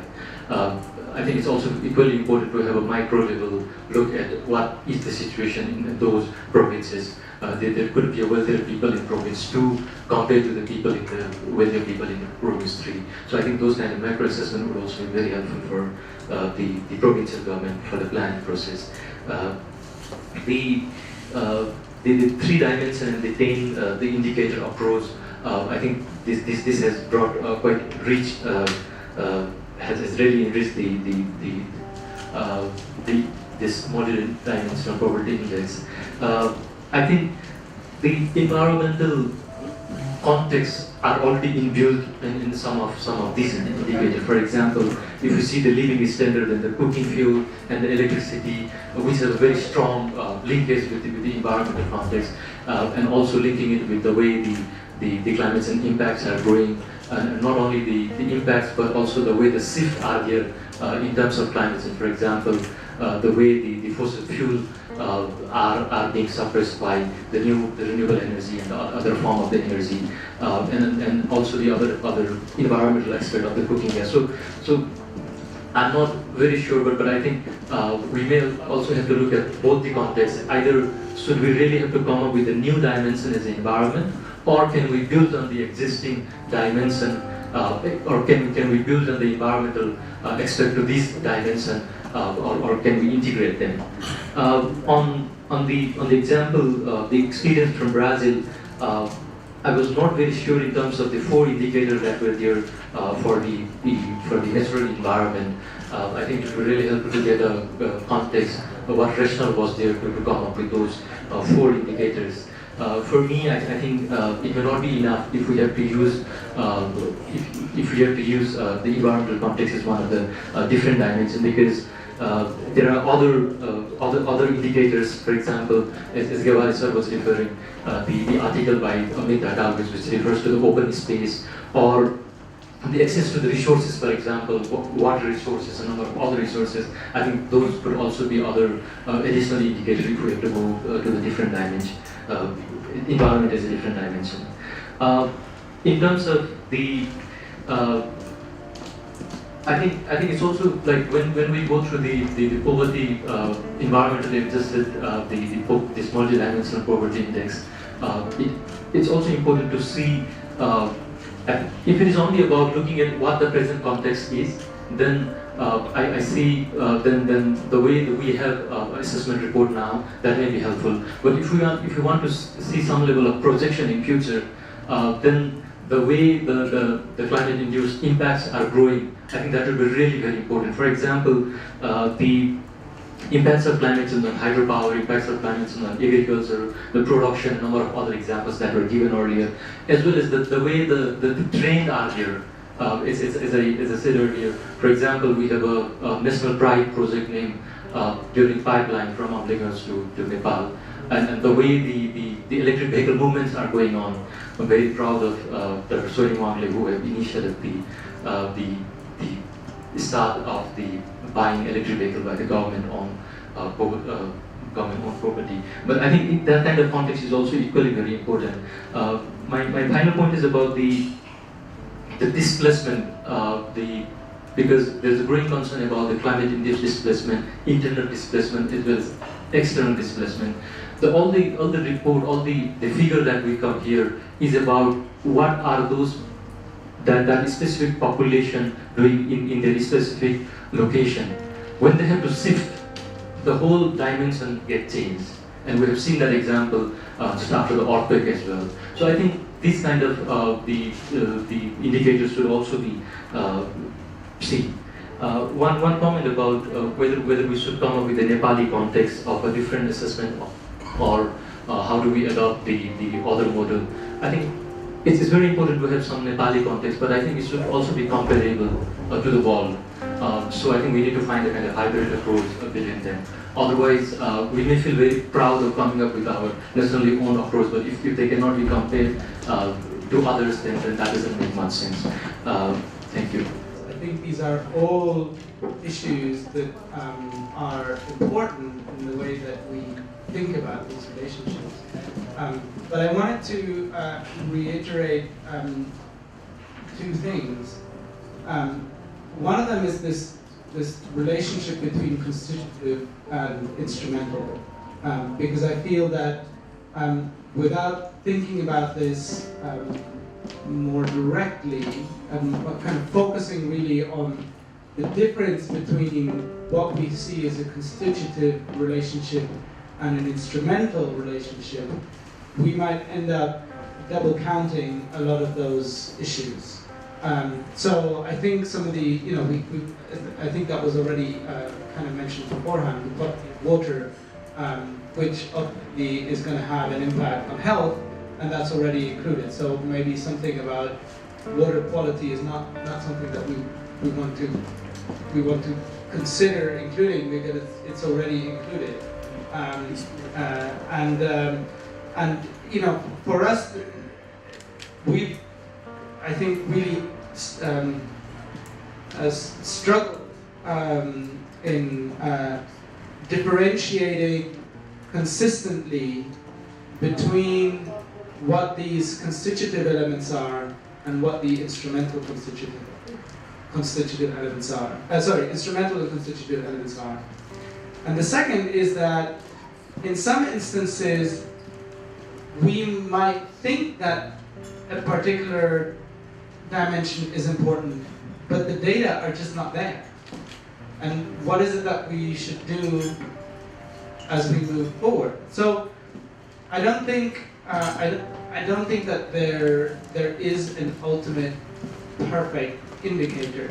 I think even the MPI or the HDI or the income-based poverty line, different people are going to think of these in different ways and value them as being important in different ways. I think the importance of this is thinking more broadly about whether the environment has a potential to influence the way that we think about development more broadly. And that's a discussion that I think is sometimes lacks from the development dialogues.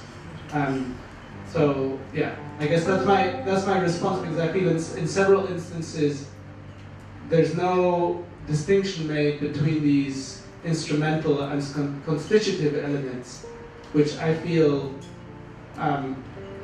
need to be really thought of, and the discussions about these links I think need to be framed within those two. And it might be that we say there is no constitutive element, it's everything's instrumental, and that's okay.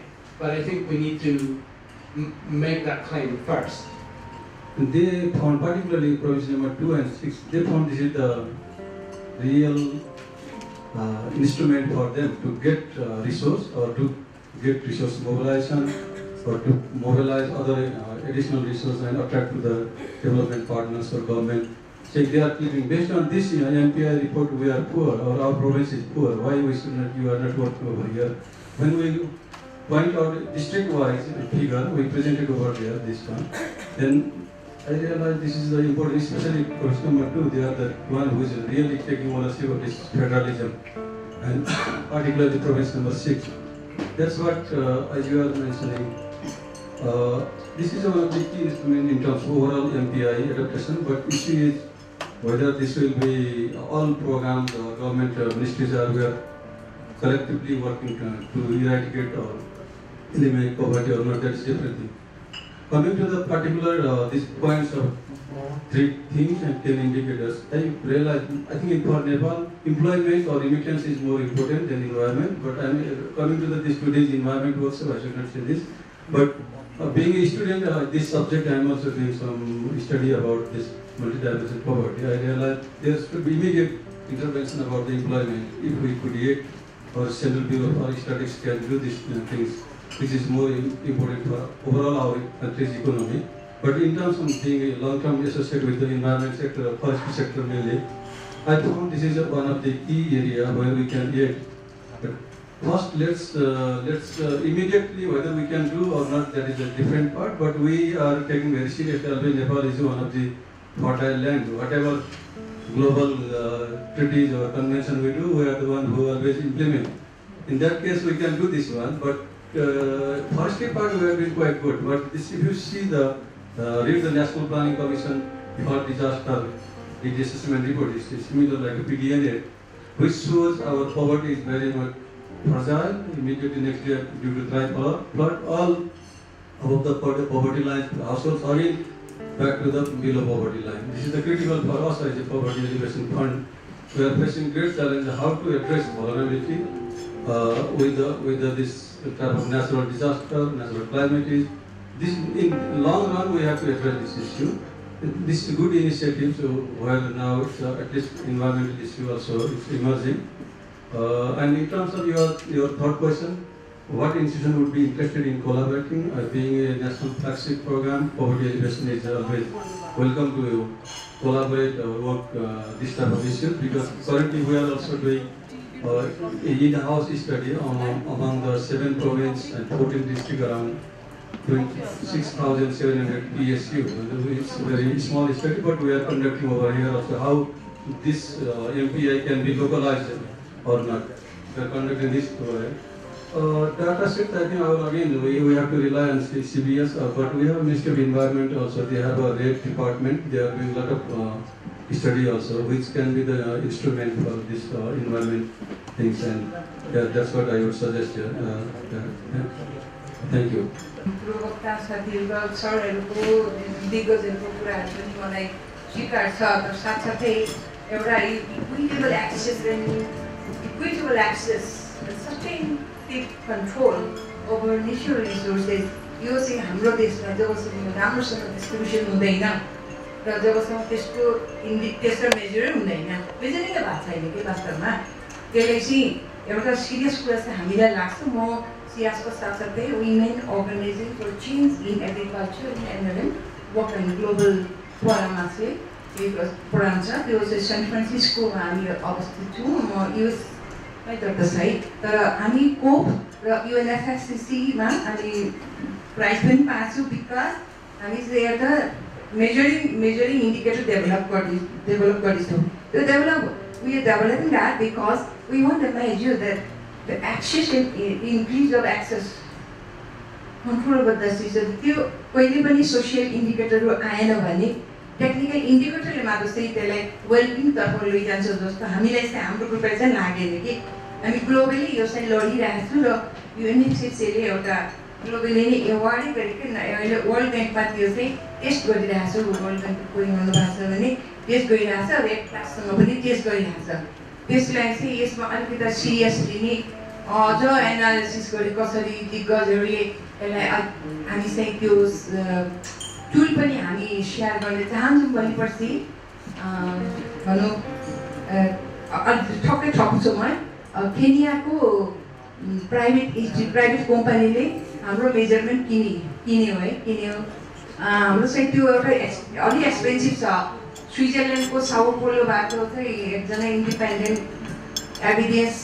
Assistant गर्नु आउनु पर्ने हुन्छ उहाँको cost धेरै high त्यस कारण हामी फक्त चाहिँ बेच्न सकेका छैन तर अघि जसले भन्नुभयो हाम्रो इनबिल्ट छ नि त हाम्रो एन्भाइरोमेन्टल इन्डिकेटर अलरेडी इनबिल्ट छ होइन यसले अल्टरनेटिभ एनर्जीमा छ होइन तर एक्सेस टु वाटर रिसोर्सेस म इरिगेसन डिपार्टमेन्टको मास्टर प्लानमा काम गरिरहेको छु यो एकदमै खर्केको कुरा भइरहेछ मलाई है कसो भने यी कुराहरू हामी हाउस लेभल क्वेसनहरूमा एफजिडीहरूमा राख्न थालेका छौँ किन यो access to the existing land natural resource land अनि फरेस्टमा पनि धेरै काम गरेको हुनाले फरेस्टर होइन जेन्डर एन्ड सोसियल इन्क्लुजनको दृष्टिकोणले हामी कम्युनिटी वनहरू जुन डेभलप गऱ्यौँ दिन्छ अनि कम्युनिटी फरेस्ट्री कम्युनिटी वनले हामीले यहाँ देखाइसकेको छ कि जब यो एक्सेस चाहिँ यो नेचरल रिसोर्सेसमा अलिक ऱ्यासनली इन्क्रिज गरिन्छ त्यसको इन्डिकेटरहरूले के देखायो भने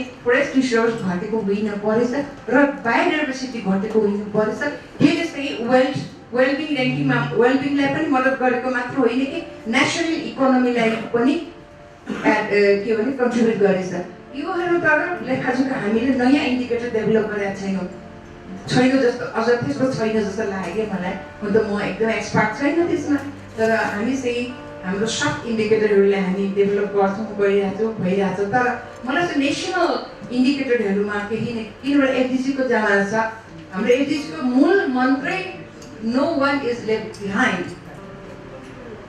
This कारणले SDG 1, SDG 2, SDG all indicators, SDG environmental indicators पनि SDG 5 indicator ल्याएन भने यो चाहिँ जस्तोका तस्तै छ कि त्यसमा एउटा यो ह्युमन डेभलपमेन्टको इन्डिकेटर्सहरू सोसियल डेभलपको इन्डिकेटर अझ एनरिच भएको छ विषयले विचार गर्नुपर्छ किन हामी एसडिजीको कन्टेक्स्टमा फर्स्टलाई नै हामीले इन्डिकेटर पायौँ है इन्डिकेटर एसडिजी पायौँ एसडिजीको कन्टेक्स्टमा कुरा गर्दाखेरि हामीले अलिकति चाहिँ ड्रस्टिकली हामी चाहिँ इन्डिकेटरहरूलाई एसेस गर्नुपर्ने चाहिँ देखिए जस्तो मलाई चाहिँ लाग्छ म उहाँसँग कम्युनिटी वेलबिङ पनि काम गरेछु हामीले नेसनल प्राइम कमिसनको डक्टर पिटर ढकाचार्यसँग मिलेर सिक्दैछौँ गर्दैछौँ इभन ग्रुपसँग पनि how to develop more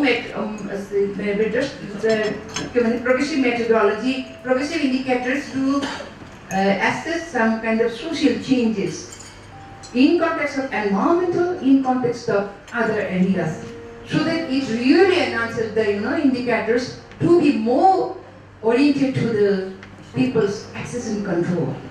Thank you. नमस्कार म सुरेश बस्नेत केन्द्रीय तथ्याङ्क हामीले मल्टिडाइमेन्स एपिआई चाहिँ क्यालकुलेसन गर्दै आयो 2018मा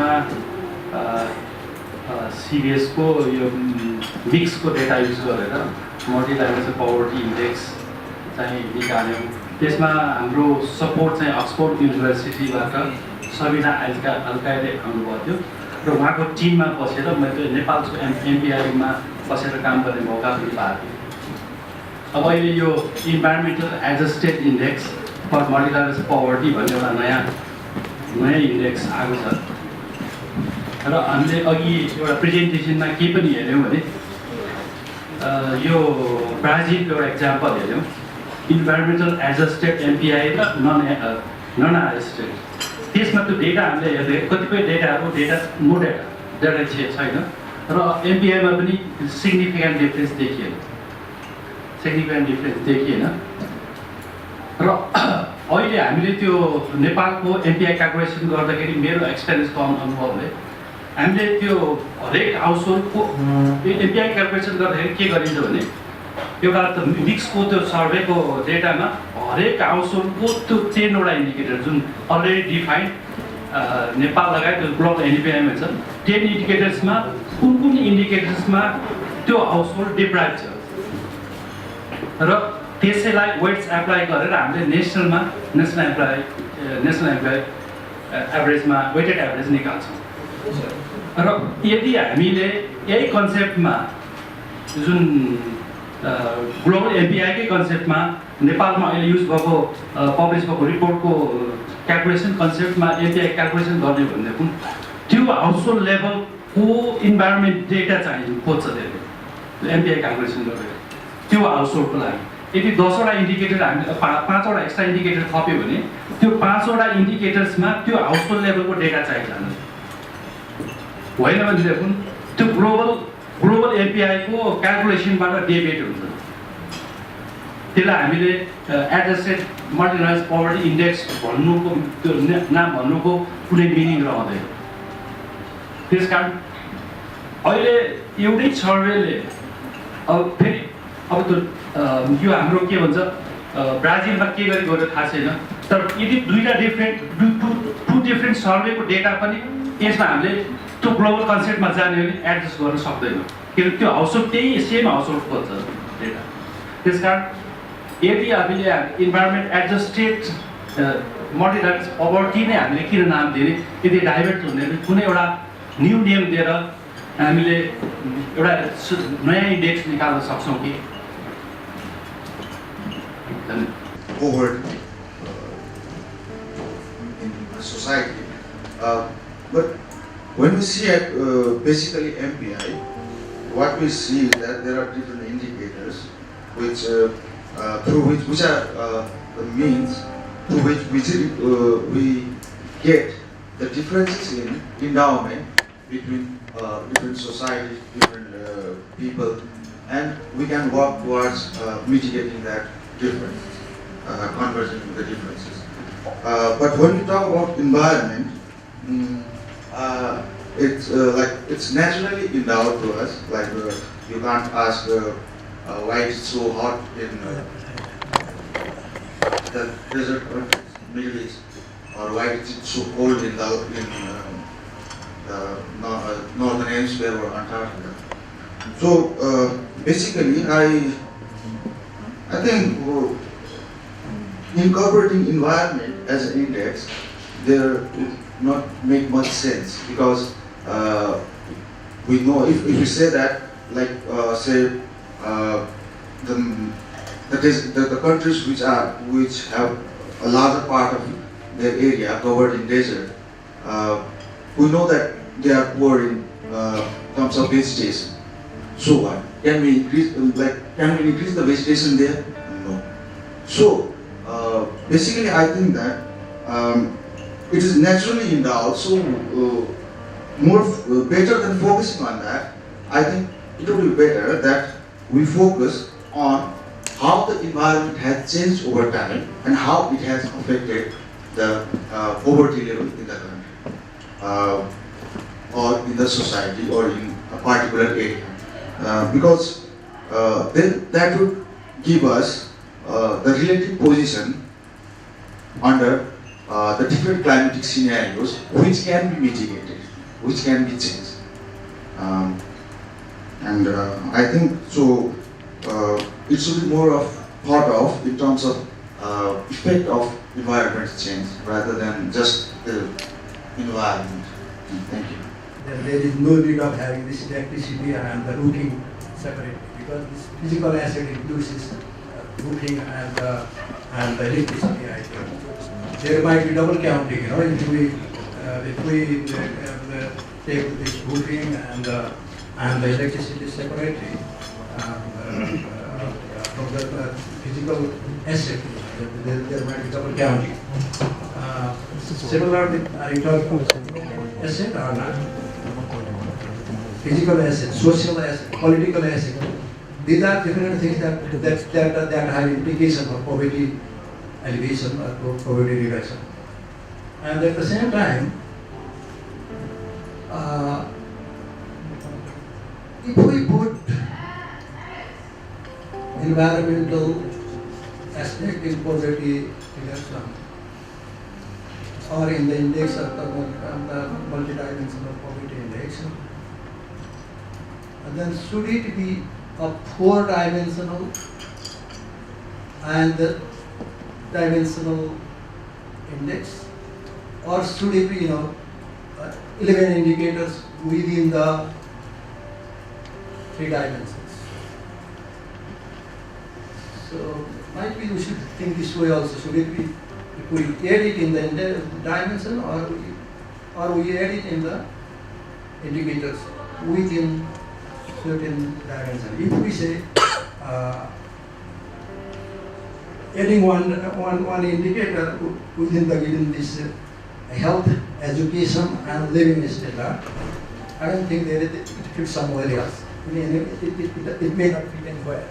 So it should be the 4th dimension if we have the environment, rather than just adding the indicator. So that way, I think it should be somewhere, but where, I don't know.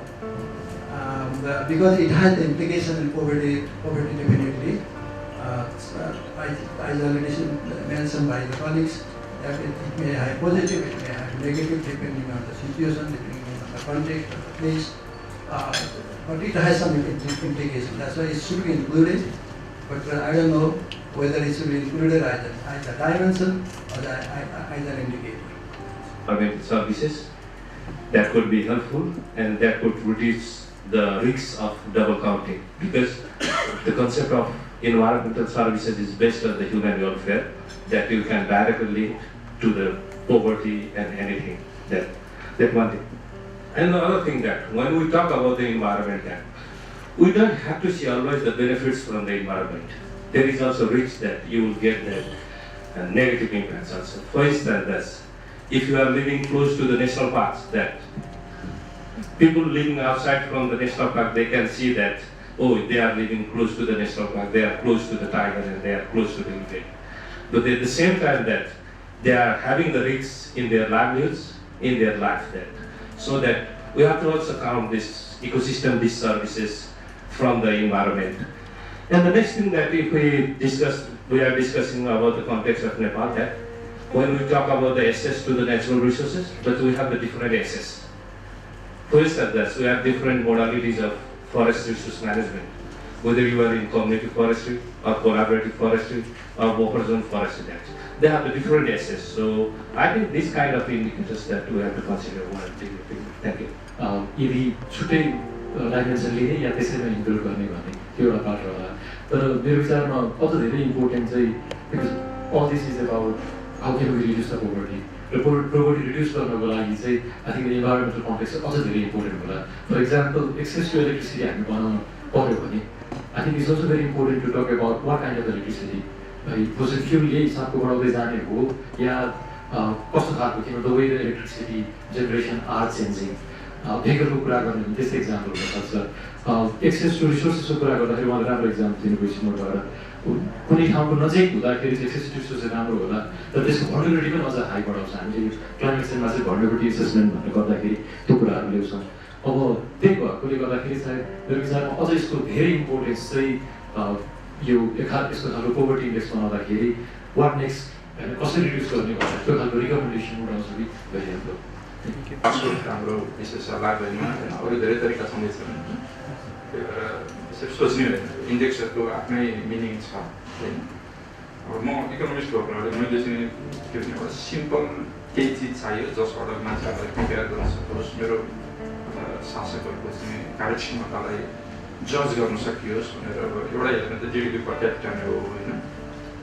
त्यो पनि सबभन्दा simple अझै पनि मलाई त्यही लाग्छ वास्तवमा. तर यी रिफाइन्ड इन्डेक्सहरूको चाहिँ अरू अरू कुराहरूमा खान्छ. जति डिटेलमा कुरो बुझ्यो त्यति राम्रो होइन. अब त्योबाट हामीले बुझ्नुपर्छ र त्यसरी मोटिभेट गरेर कति बेला जिडिपी त्यस्तो कुरो कहाँ कभर गरिरहेको छ, मान्छेसँग पैसा छ तर हामी त्यति ह्याप्पी छैनौँ भन्छौँ. फेरि अब हामीले अरू पर्चेजिङ पावर यताउताहरू नयाँ कन्सेप्टहरू पनि लिएर आएको हो होइन. यो चाहिँ एक्सप्लोरेसनको कुरा हो. भोलि चाहिँ एउटाले स्पेसमा यो देशको खोज्दैन मान्छे गाहन पर क्यापिटा भन्छ, पनि इन्डेक्स खोज्दै जानु नोबेल प्राइज पर क्यापिटा पनि छ होइन. अब यो हरेक खालको हुन्छ एउटा त्यस्तो अन्यथा लिनु हुँदैन है तर हामीले हेर्ने चाहिँ के भन्दाखेरि दुईटा कुरो मलाई इम्पोर्टेन्ट लाग्छ एउटा चाहिँ कजल रिलेसनसिपमा चाहिँ हामी कन्फ्युज हुँदैन मतलब उहाँहरूले कहिलेकाहीँ आर्गुमेन्ट गर्दा मलाई के अलि शङ्का लागिरहेको छ भने त्यो इन्भाइरोमेन्टल डिजास्टर अथवा त्यो मेट्रिक्सहरूले देखाएको यो इम्प्रुभ गऱ्यो भने हाम्रो पर्यावरण इन्कम बढ्छ कि मान्छे बेटर हुन्छ कि भन्ने त्यो चाहिँ होइन भने पनि हाम्रो सुमन सरले एनएस एक्जाम्पल पनि दिनुभयो प्रदेश 2 र प्रदेश 6 को कुरा गरेको 2 मा 20 मिनटमा स्कुलमा पुगिन्छ प्रदेश 6 मा 1 घण्टा पुगिन्छ प्रदेश 2 मा 25 मिनट सरी गाडीमा जान 5 मिनट लाग्छ हैन आजमा 1 घण्टा लाग्छ एभरेजमा तर दुईटै पुअर छ भनेपछि कोजालिटी त्यो होइन भने देखियो हैन स्कुलमा मात्र जाँदाखेरि चाहिँ स्कुल पर भएर मान्छे पुअर हुन्छ भन्ने पनि होइन रहेछ सफिसिएन्ट कन्डिसन एटलिस्ट होइन भने देखियो हैन अथवा एटलिस्ट मेबी सेन्ट्रल टेन्डेन्सी हेर्ने हो हामीले यो उसमा कजल रिलेसनसिप हेर्दाखेरि तर अरू डेटा चाहियो भन्ने हो स्कुल पर मात्रै गरिबीको चाहिँ कस्ट होइन भने देखियो हैन एउटा अर्को के हुन्छ भने हामीहरूले मान्छेहरूको व्यवहार एकदमै कम्प्लिकेटेड हुन्छ हैन जस्तो तपाईँ ल्यान्डस्लाइडहरू यिनीहरू भएको ठाउँमा गएर बस्ने मान्छेहरू चाहिँ पुअर हुन्छ तर पुअर भएर त्यो ठाउँमा गएर बस्यो कि होइन त्यो सेल्फ सर्टिङ त्यो सेल्फ सेलेक्सन गर्छौँ नि हामीले मान्छे पपुलेसनको म पुअर भने म धनी भएको भए म एकदम नाइस ठाउँमा गएर बस्ने मेरो पोभर्टीले गर्दाखेरि म यो ठाउँमा पुगेँ भनेर चाहिँ त्यो भइरहेको हुन्छ होइन त्यही भएर चाहिँ इन्भाइरोमेन्टले मात्र धेरै धनी बनाउँदैन भन्ने कुरा चाहिँ त्यो 100वटा प्रमाण छ तपाईँहरूले ब्राजिलै देखाउनु ब्राजिलमा धेरै रुख छ इन्डोनेसियामा रुख छ 10,000 वर्ष अगाडि जानुहोस् त्यो रुखै रुख थियो होइन एकजना हन्टर ग्यादर पार्कमा कति 10 किलोमिटर पुग्थ्यो होला होइन त्यो कुरो होइन तर के यिनीहरू still they give us good index होइन यदि हामी कतिपय इकोनोमिस्टहरूको त एक्चुअली उल्टो सोचाइसक्यो त्यो उल्टो भने कुन सेन्समा भन्दाखेरि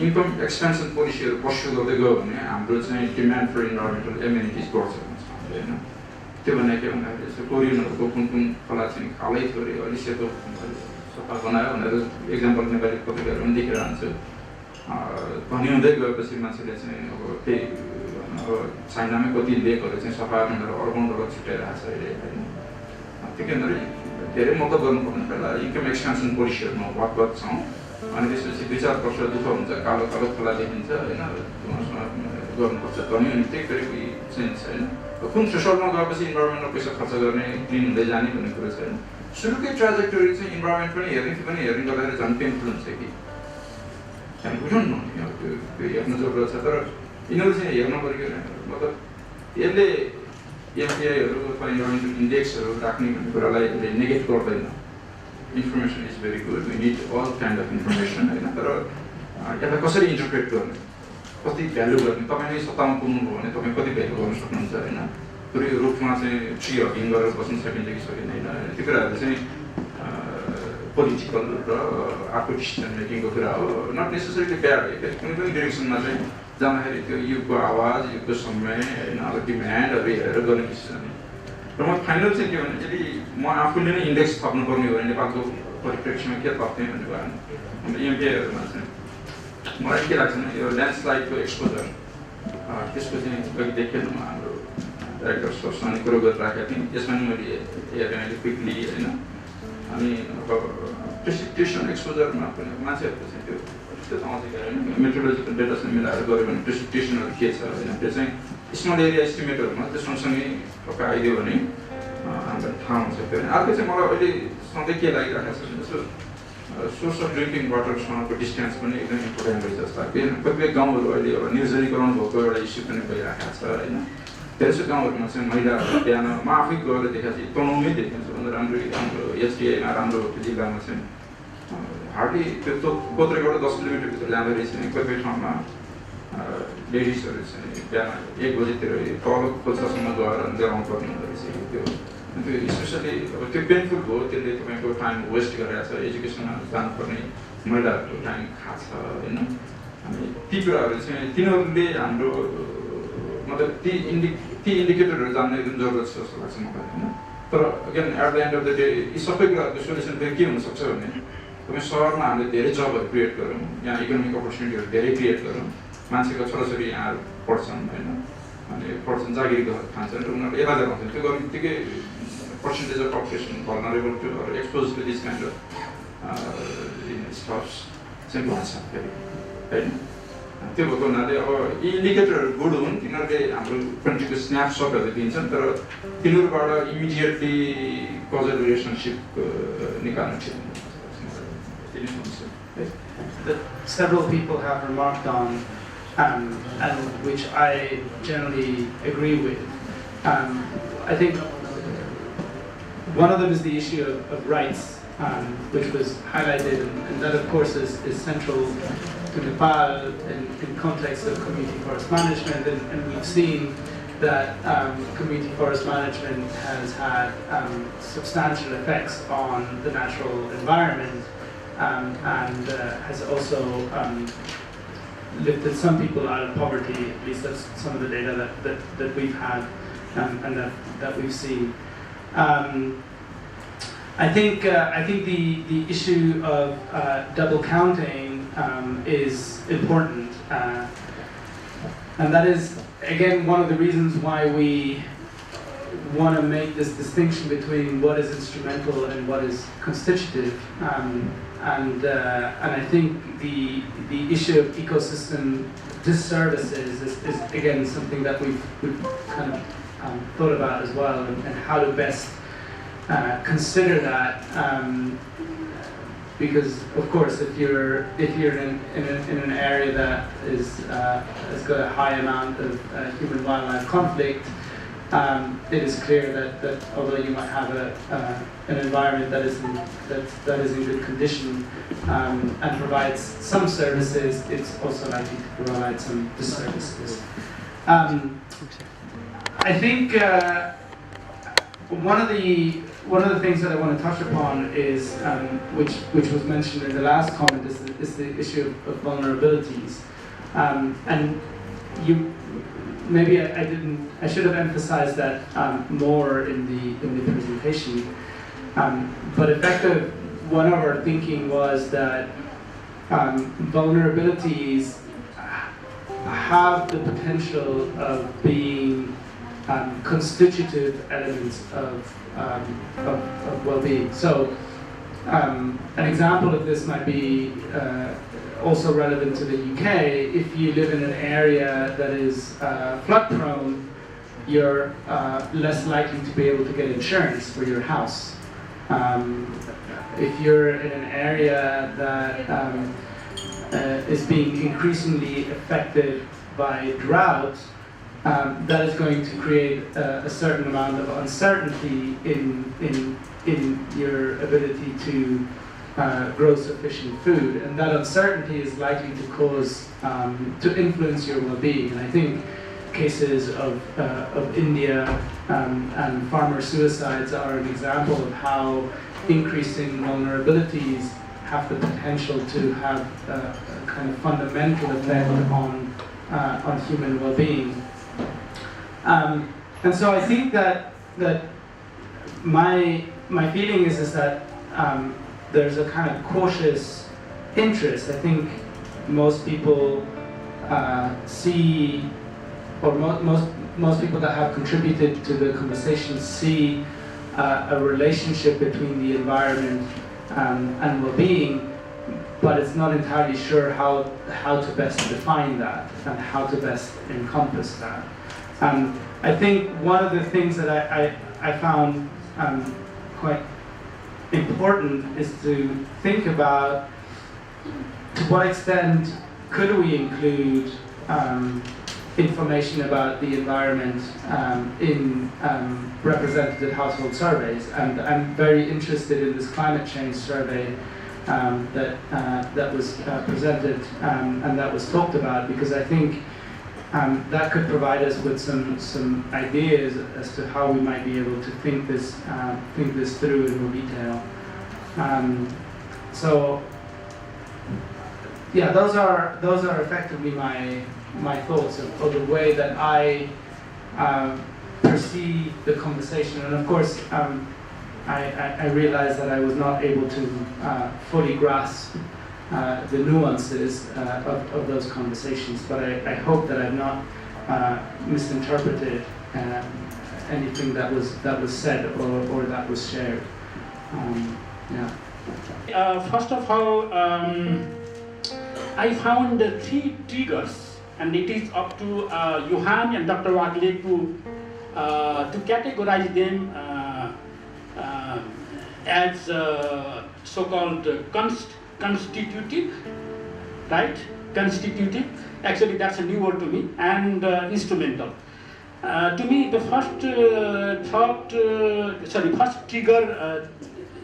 I'm not putting them in sequence, but the first trigger is or seems to be the environmental dimension that has been incorporated in the SDGs. And for all obvious reasons, we cannot remain aloof and isolated, from these things. We have just had this MDGs thing, and then now we are embarking on adopting and contextualizing SDGs. Second trigger to me is our own identity, Nepal's own national identity as an environmentally rich as well as vulnerable country. I need not elaborate on it. And third trigger to me is a bit recent phenomenon, but that is also of immensely critical importance. That is, we are also increasingly vulnerable. We are becoming increasingly vulnerable to climate-induced disaster.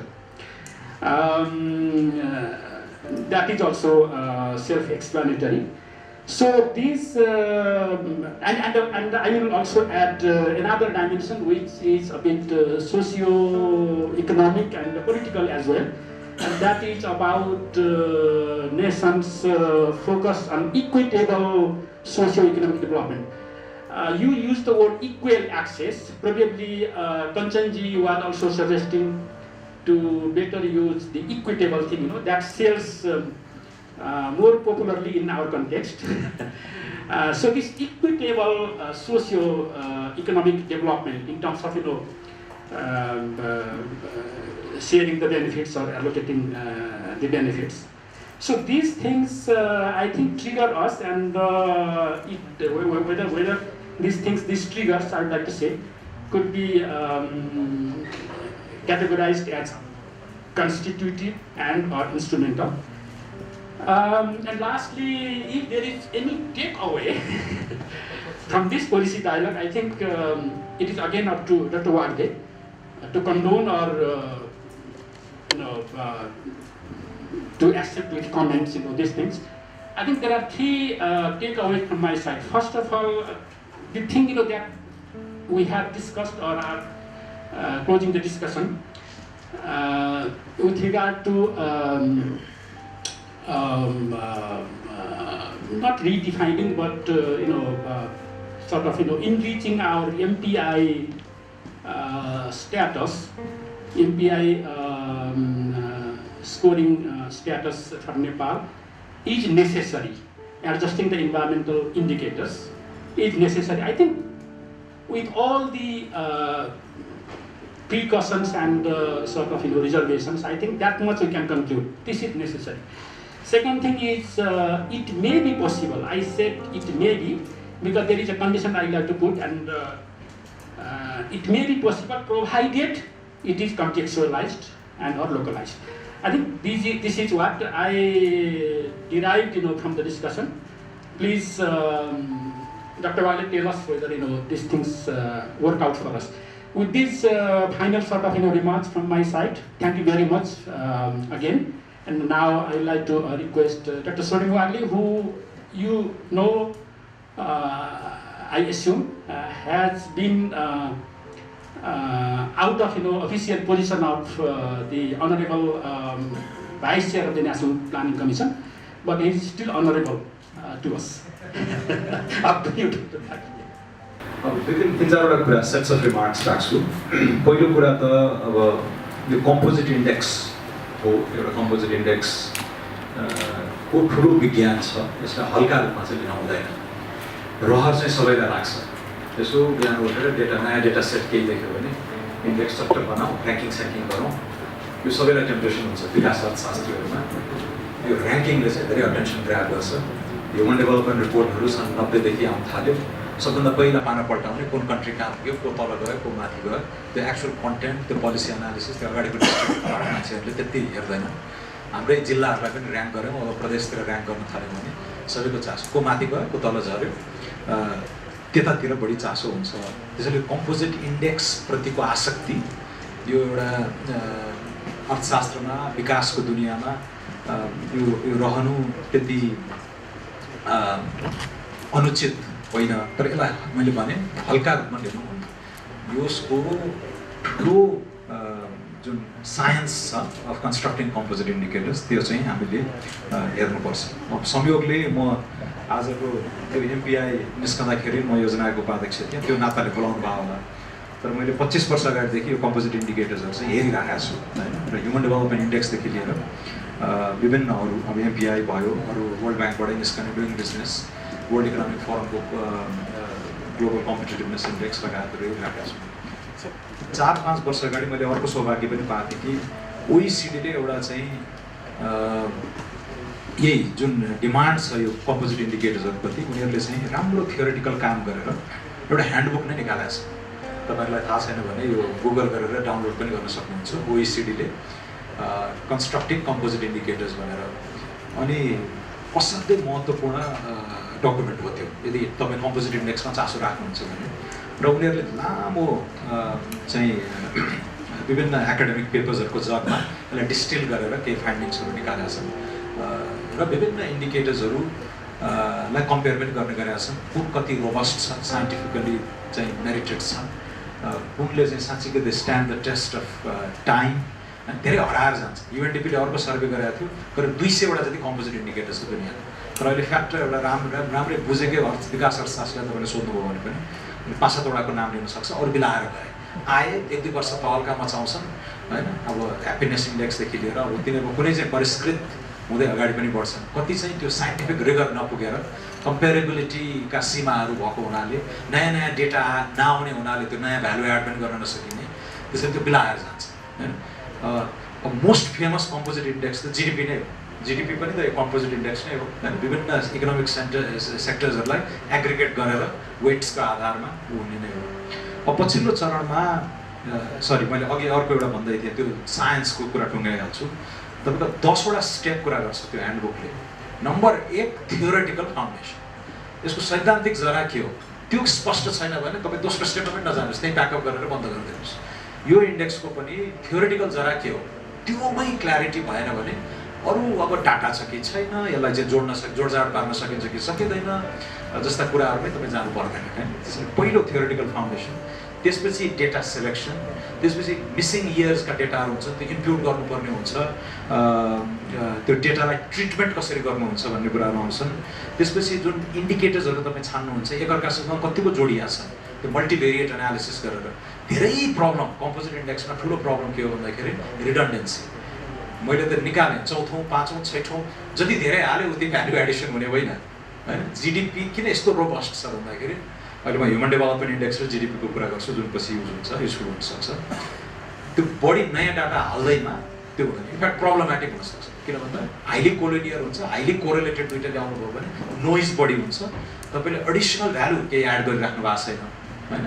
तर त्यो त्यसमा पनि त्यसरी यो dimension थप्दैमा यो enrich composite index हुन्छ भन्ने छैन। त्यसपछि तपाईँ डेटालाई कसरी नर्मलाइज गर्नुहुन्छ होइन।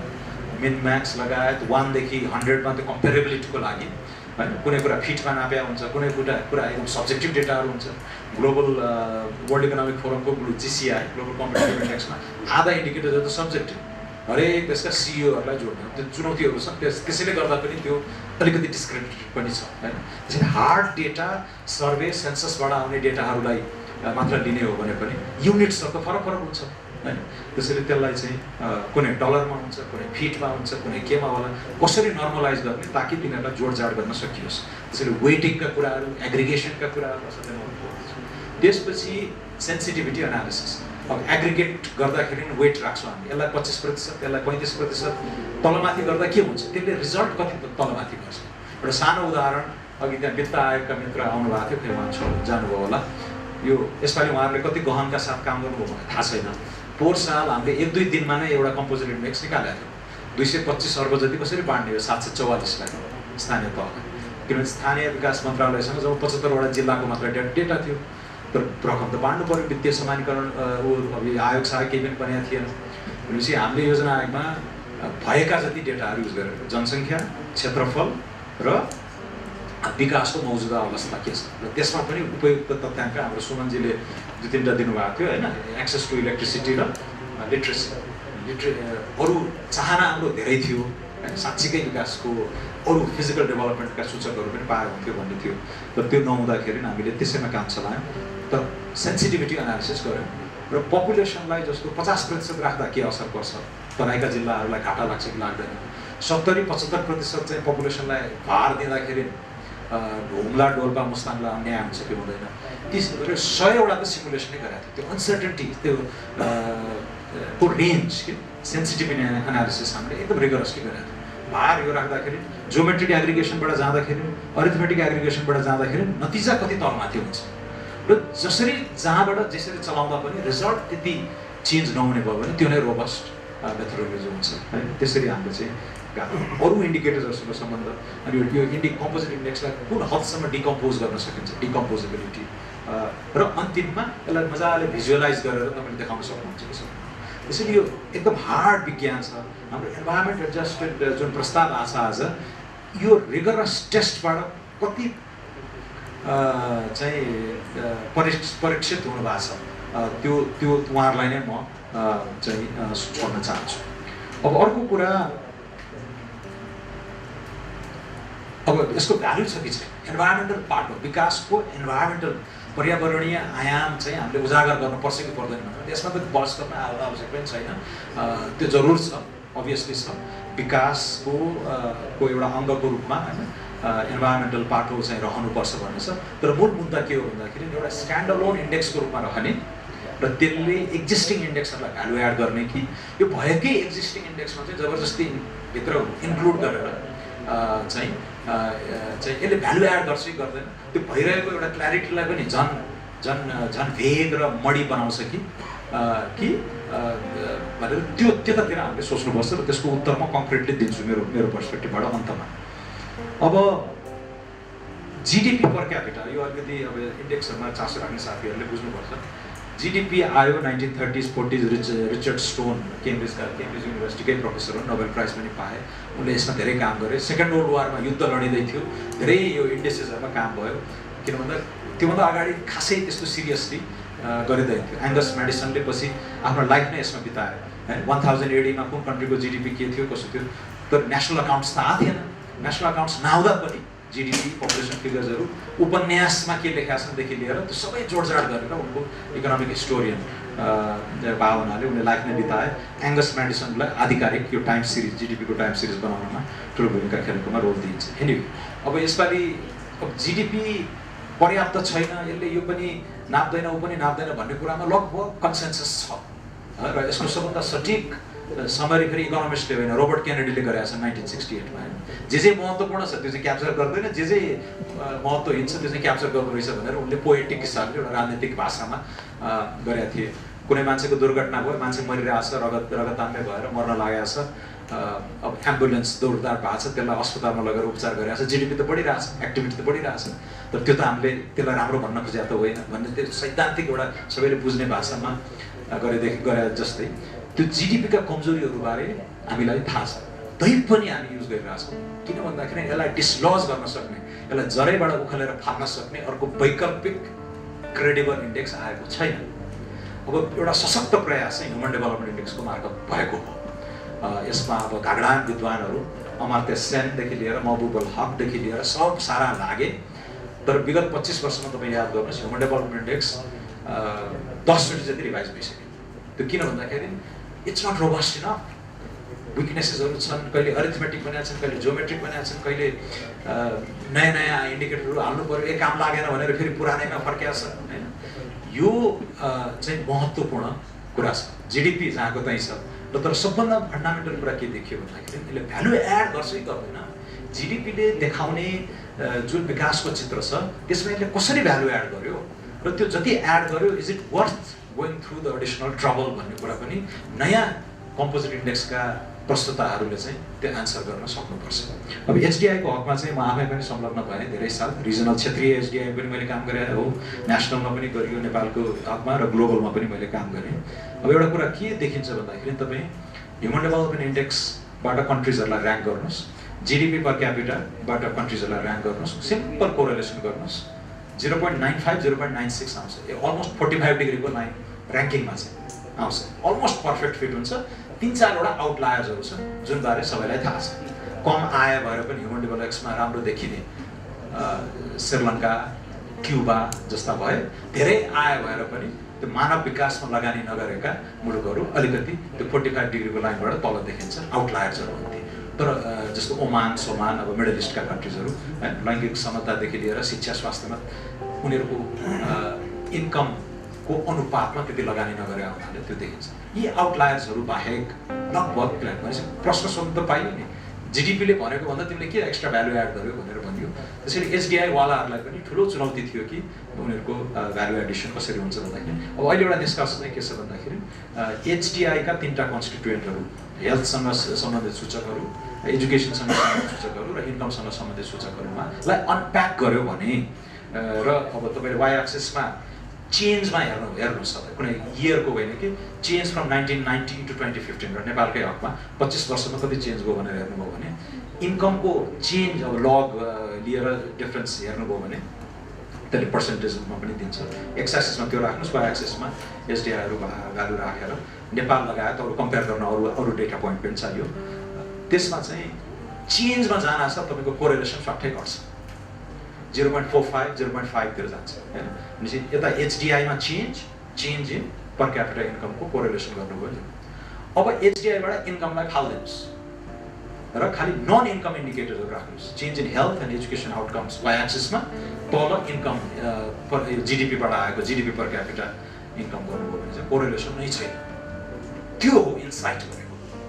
के देखायो त्यसले भन्दाखेरि इन्कमलाई ड्राइभ गर्ने चिजहरू भन्दा नन इन्कम तर इक्वली इम्पोर्टेन्ट चिजहरू, एजुकेसन हेल्थ आउटकमलाई ड्राइभ गर्ने पोलिसी भेरिएबल्स, पोलिसी इन्टरभेन्सन्सहरू फरक फरक हुँदो रहेछन् भन्ने कुरा त्यसरी बिस्तारै एकदम सेन्सिटिभ हिसाबले अनप्याक गरेर विभिन्न किसिमले चाहिँ विश्लेषण गर्दाखेरि त्यो आउने रहेछ हैन। त्यसैले अहिले लगभग एचडिआईका नन इन्कम पाटाहरूलाई राम्ररी अनप्याक गर्यो भने यसले जिडिपीले देखाउन नसक्ने चिजहरूमा चाहिँ पोलिसी मेकर्सलाई पनि गाइड गर्न सक्ने हैसियत राख्दछ भन्नेमा चाहिँ अहिले प्राज्ञिक सर्कलहरूमा त्यो महत्त्व छ। त्यसैले एउटा जिडिपी यो त्यसरी जरा गाडेर बसेको छ, जति चुनौती दिँदा पनि केही हुँदैन, कमजोरी छ भन्ने सबैलाई थाहा छ। त्यसैले त्यसरी पनि हेर्नुपर्ने हुन्छ। त्यसैले नयाँ यो बर्डन अफ प्रुफ चाहिँ नयाँ प्रस्तावकर्ताहरूलाई ठुलो छ। नभए त एउटा फ्याड उहाँले भन्नुभयो फ्याड जस्तै हुन्छ, आउँछ 2-4 महिना चाहिँ चल्छ, त्यसपछि हराउँछ। त्यसैले सैद्धान्तिक जरादेखि लिएर यसले के भ्यालु एड गर्यो भन्ने कुरामा हामीले हेर्नुपर्छ, नभए यो रिडन्डेन्ट हुन्छ कि उही कुरामा अलिकति भ्यालु एडिसन मात्र गरेको हुन्छ, यसको एडिसनल भ्यालु केही देखिँदैन र यो महत्त्वहीन भएर हराएर जान्छ। अब दोस्रो सेट अफ पोइन्ट्स एमपिआईमै आउँ। पहिलो कुरा त नेपालमा एमपिआई हामीले गऱ्यौँ गत साल, पहिला ग्लोबल्ली हुन्थ्यो।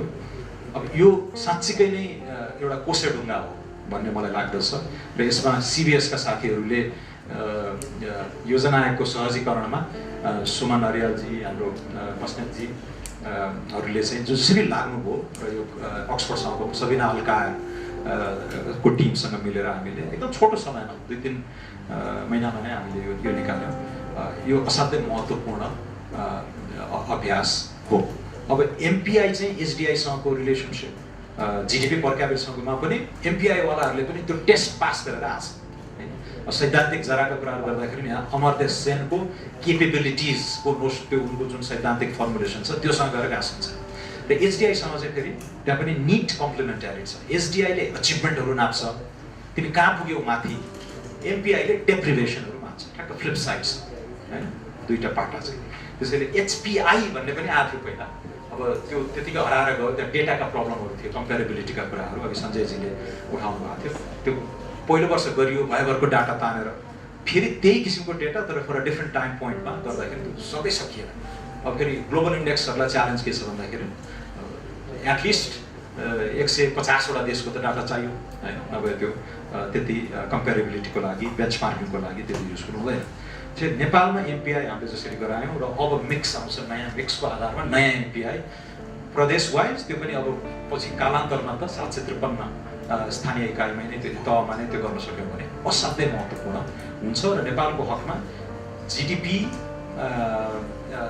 भन्दा एचडीआई भन्दा एमपीआई अलि रिच किसिमले यसले चाहिँ रिच पोलिसी मेकर्सहरूलाई पनि गाइड गर्छ भन्ने कुरामा त्यति डाउट छैन त्यही एमपीआईलाई पनि डिफ्रेन्ट किसिमले अनप्याक गर्दाखेरि अघि प्रदेश 2 र प्रदेश 6 को कुराहरू आयो त्यस्ता इन्साइट्सहरू असाध्यै महत्त्वपूर्ण हुन्छ यसले पोलिसी मेकर्स नेतृत्वलाई पनि घचघच्याउँछ प्रदेश 2 का मान्छेहरूलाई तिमी र 2 नम्बर र 6 नम्बर उस्तै छ तर किन तिमीहरू गरिब भयो दुईटा भन्दाखेरि कारणहरू चाहिँ कम्प्लिटली पृथक छन् भन्दाखेरि पोलिसी इन्स्ट्रुमेन्ट्स त फरक हुने हो नि हैन त्यसैले त्यो हो पाटो असाध्यै महत्त्वपूर्ण छ अब 3टा कुरा हामीले हाइलाइट गरेका थियौँ रिपोर्टमा एउटा चाहिँ अब मोनेटरी मेजर भन्दा बियोन्ड जानुपर्छ अब एसडीजीले पनि त्यो म्यान्डेट चाहिँ दिएको छ हैन poverty in all its forms भनेको छ हैन त्यसैले यो बहुआयामिक गरिबी अब अरू गरिबीका अन्य पाटाहरू खालि मौद्रिक मापकबाट नाप्दाखेरि चाहिँ यो अपर्याप्त हुन्छ सकिन्छ भने अरूबाट पनि गरौँ तर एसडीजीले भनेको छ भन्दै जे पाए गर्न चाहिँ पाइएन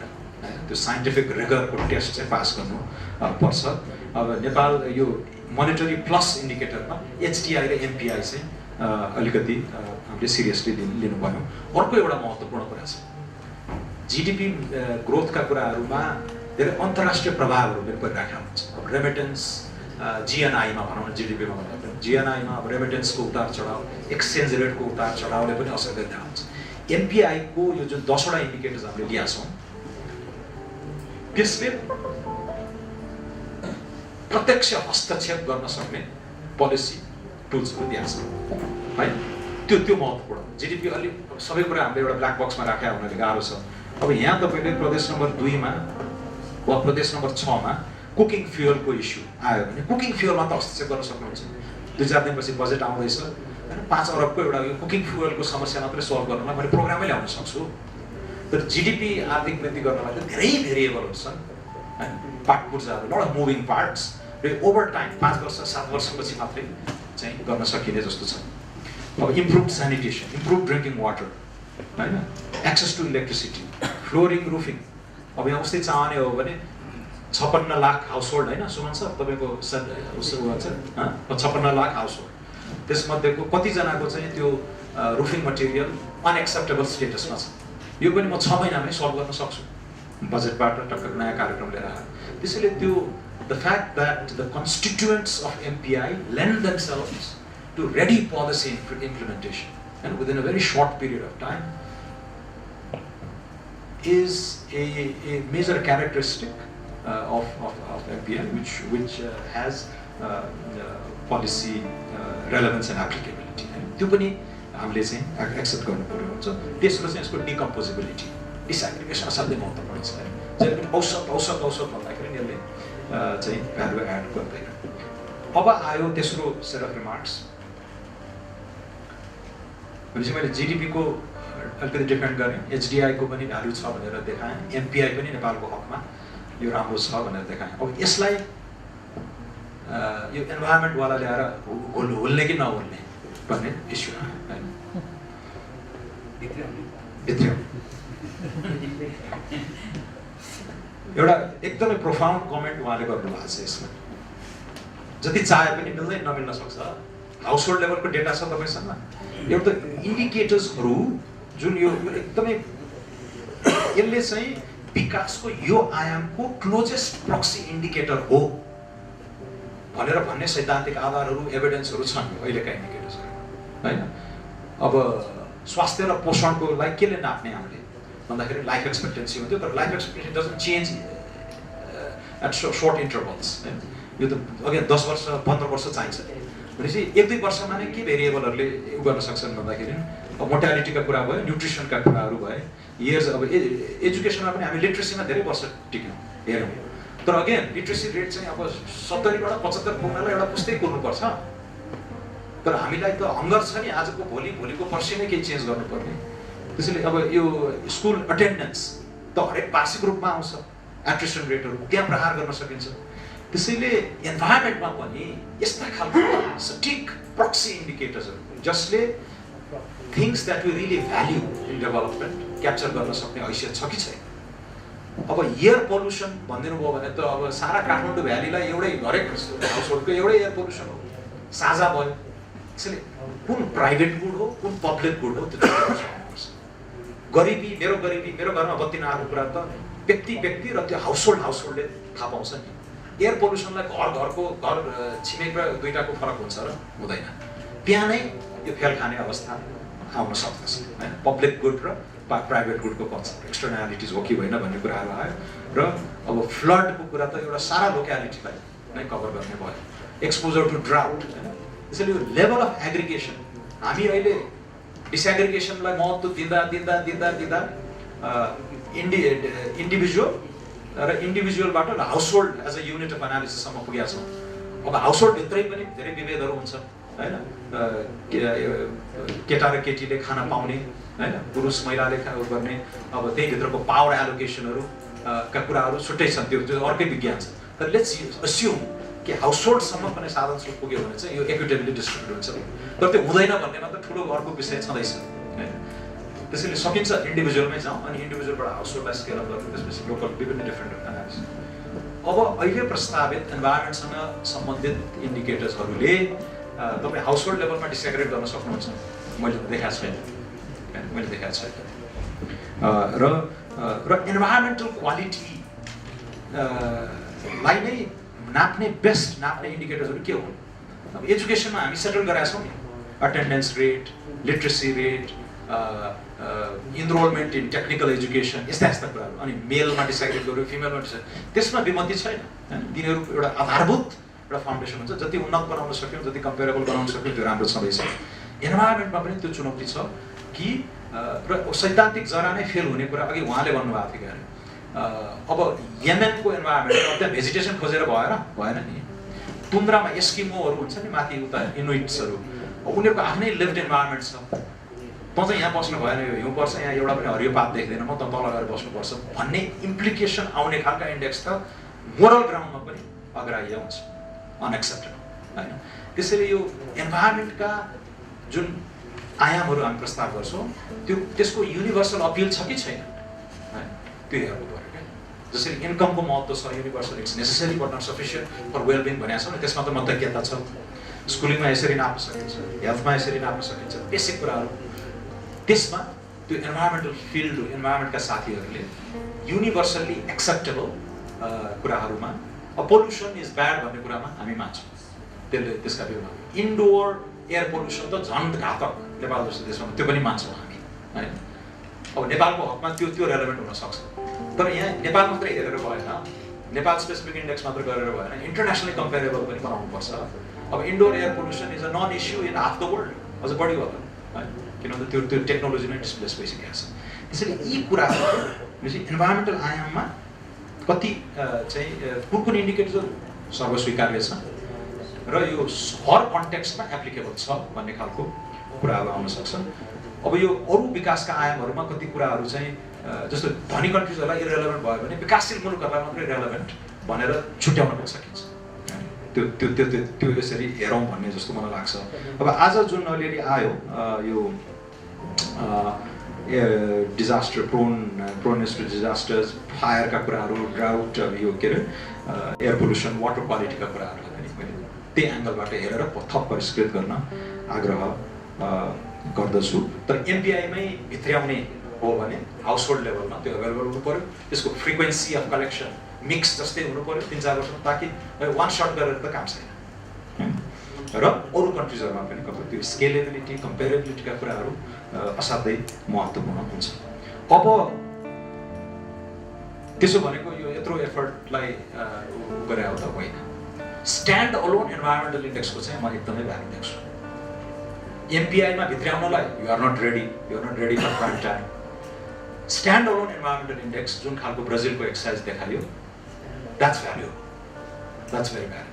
दुनियाँमा चाहिँ 150-200 कम्पोजिट इन्डिकेटर छन् विकास क्षेत्रबाट, एउटा पनि थपियोस् र यसको लन्जेभिटी आफैले निर्धारण गरोस्, मान्छेले साँच्चीकै युजफुल पाए अब तपाईँ अब एउटा परभर्स आउटकम के पनि हुनसक्छ भन्दा यत्रो मेहनत गरेर इन्भाइरोमेन्ट मात्रै हेर्नुहोस् अब HDI वा MPI वा GDP-सँगै कोरिलेट गर्दाखेरि एकदम हाई कोरिलेसन पनि आउन सक्छ। त्यसको कारण अघि विश्वजीले भन्नुभयो नि तपाईँ खर्च गर्ने सामर्थ्य राख्नुहुन्छ। हाई इन्कम कन्ट्रिजहरूले चाहिँ पछि इन्भाइरोमेन्टल क्लिनअप गरेर हुन्छन् अरबौँ खर्च गरेर। 19th सेन्चुरीको टेम्स रिभर कस्तो थियो लन्डनमा, हाम्रो बागमती भन्दा 100 गुणा जोर थियो।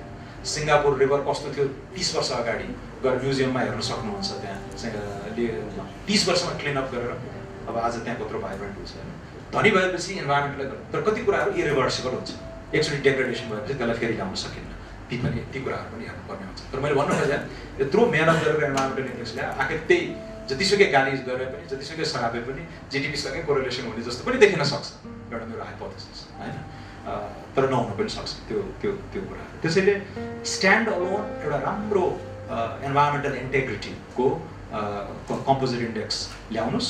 तर अघि मैले उल्लेख गरेका 10 स्टेप पार गरेर ल्याउनुहोस्, रोबस्ट होस्। अनि त्यसपछि र त्यो फ्रिक्वेन्सी स्केलेबिलिटी कम्पेरेबिलिटीका कुराहरू पनि त्यसले एड्रेस गर्यो भने एज अ सेपरेट इन्डिकेटर यो रेलेभेन्ट हुनसक्छ। र अब पोभर्टी र इन्भाइरोमेन्टको रिलेसनसिपबारे त अब हामीले धेरै पनि राख्नु परेन। इन्भाइरोमेन्टल डेग्रेडेसन हुँदाखेरि त्यसले गरिबीलाई झन् एग्रेभेट गर्छ भन्ने छँदैछ। अर्को सेल्फ सेलेक्सनको माध्यमबाट पुवर मान्छेहरू चाहिँ इन्भाइरोमेन्टली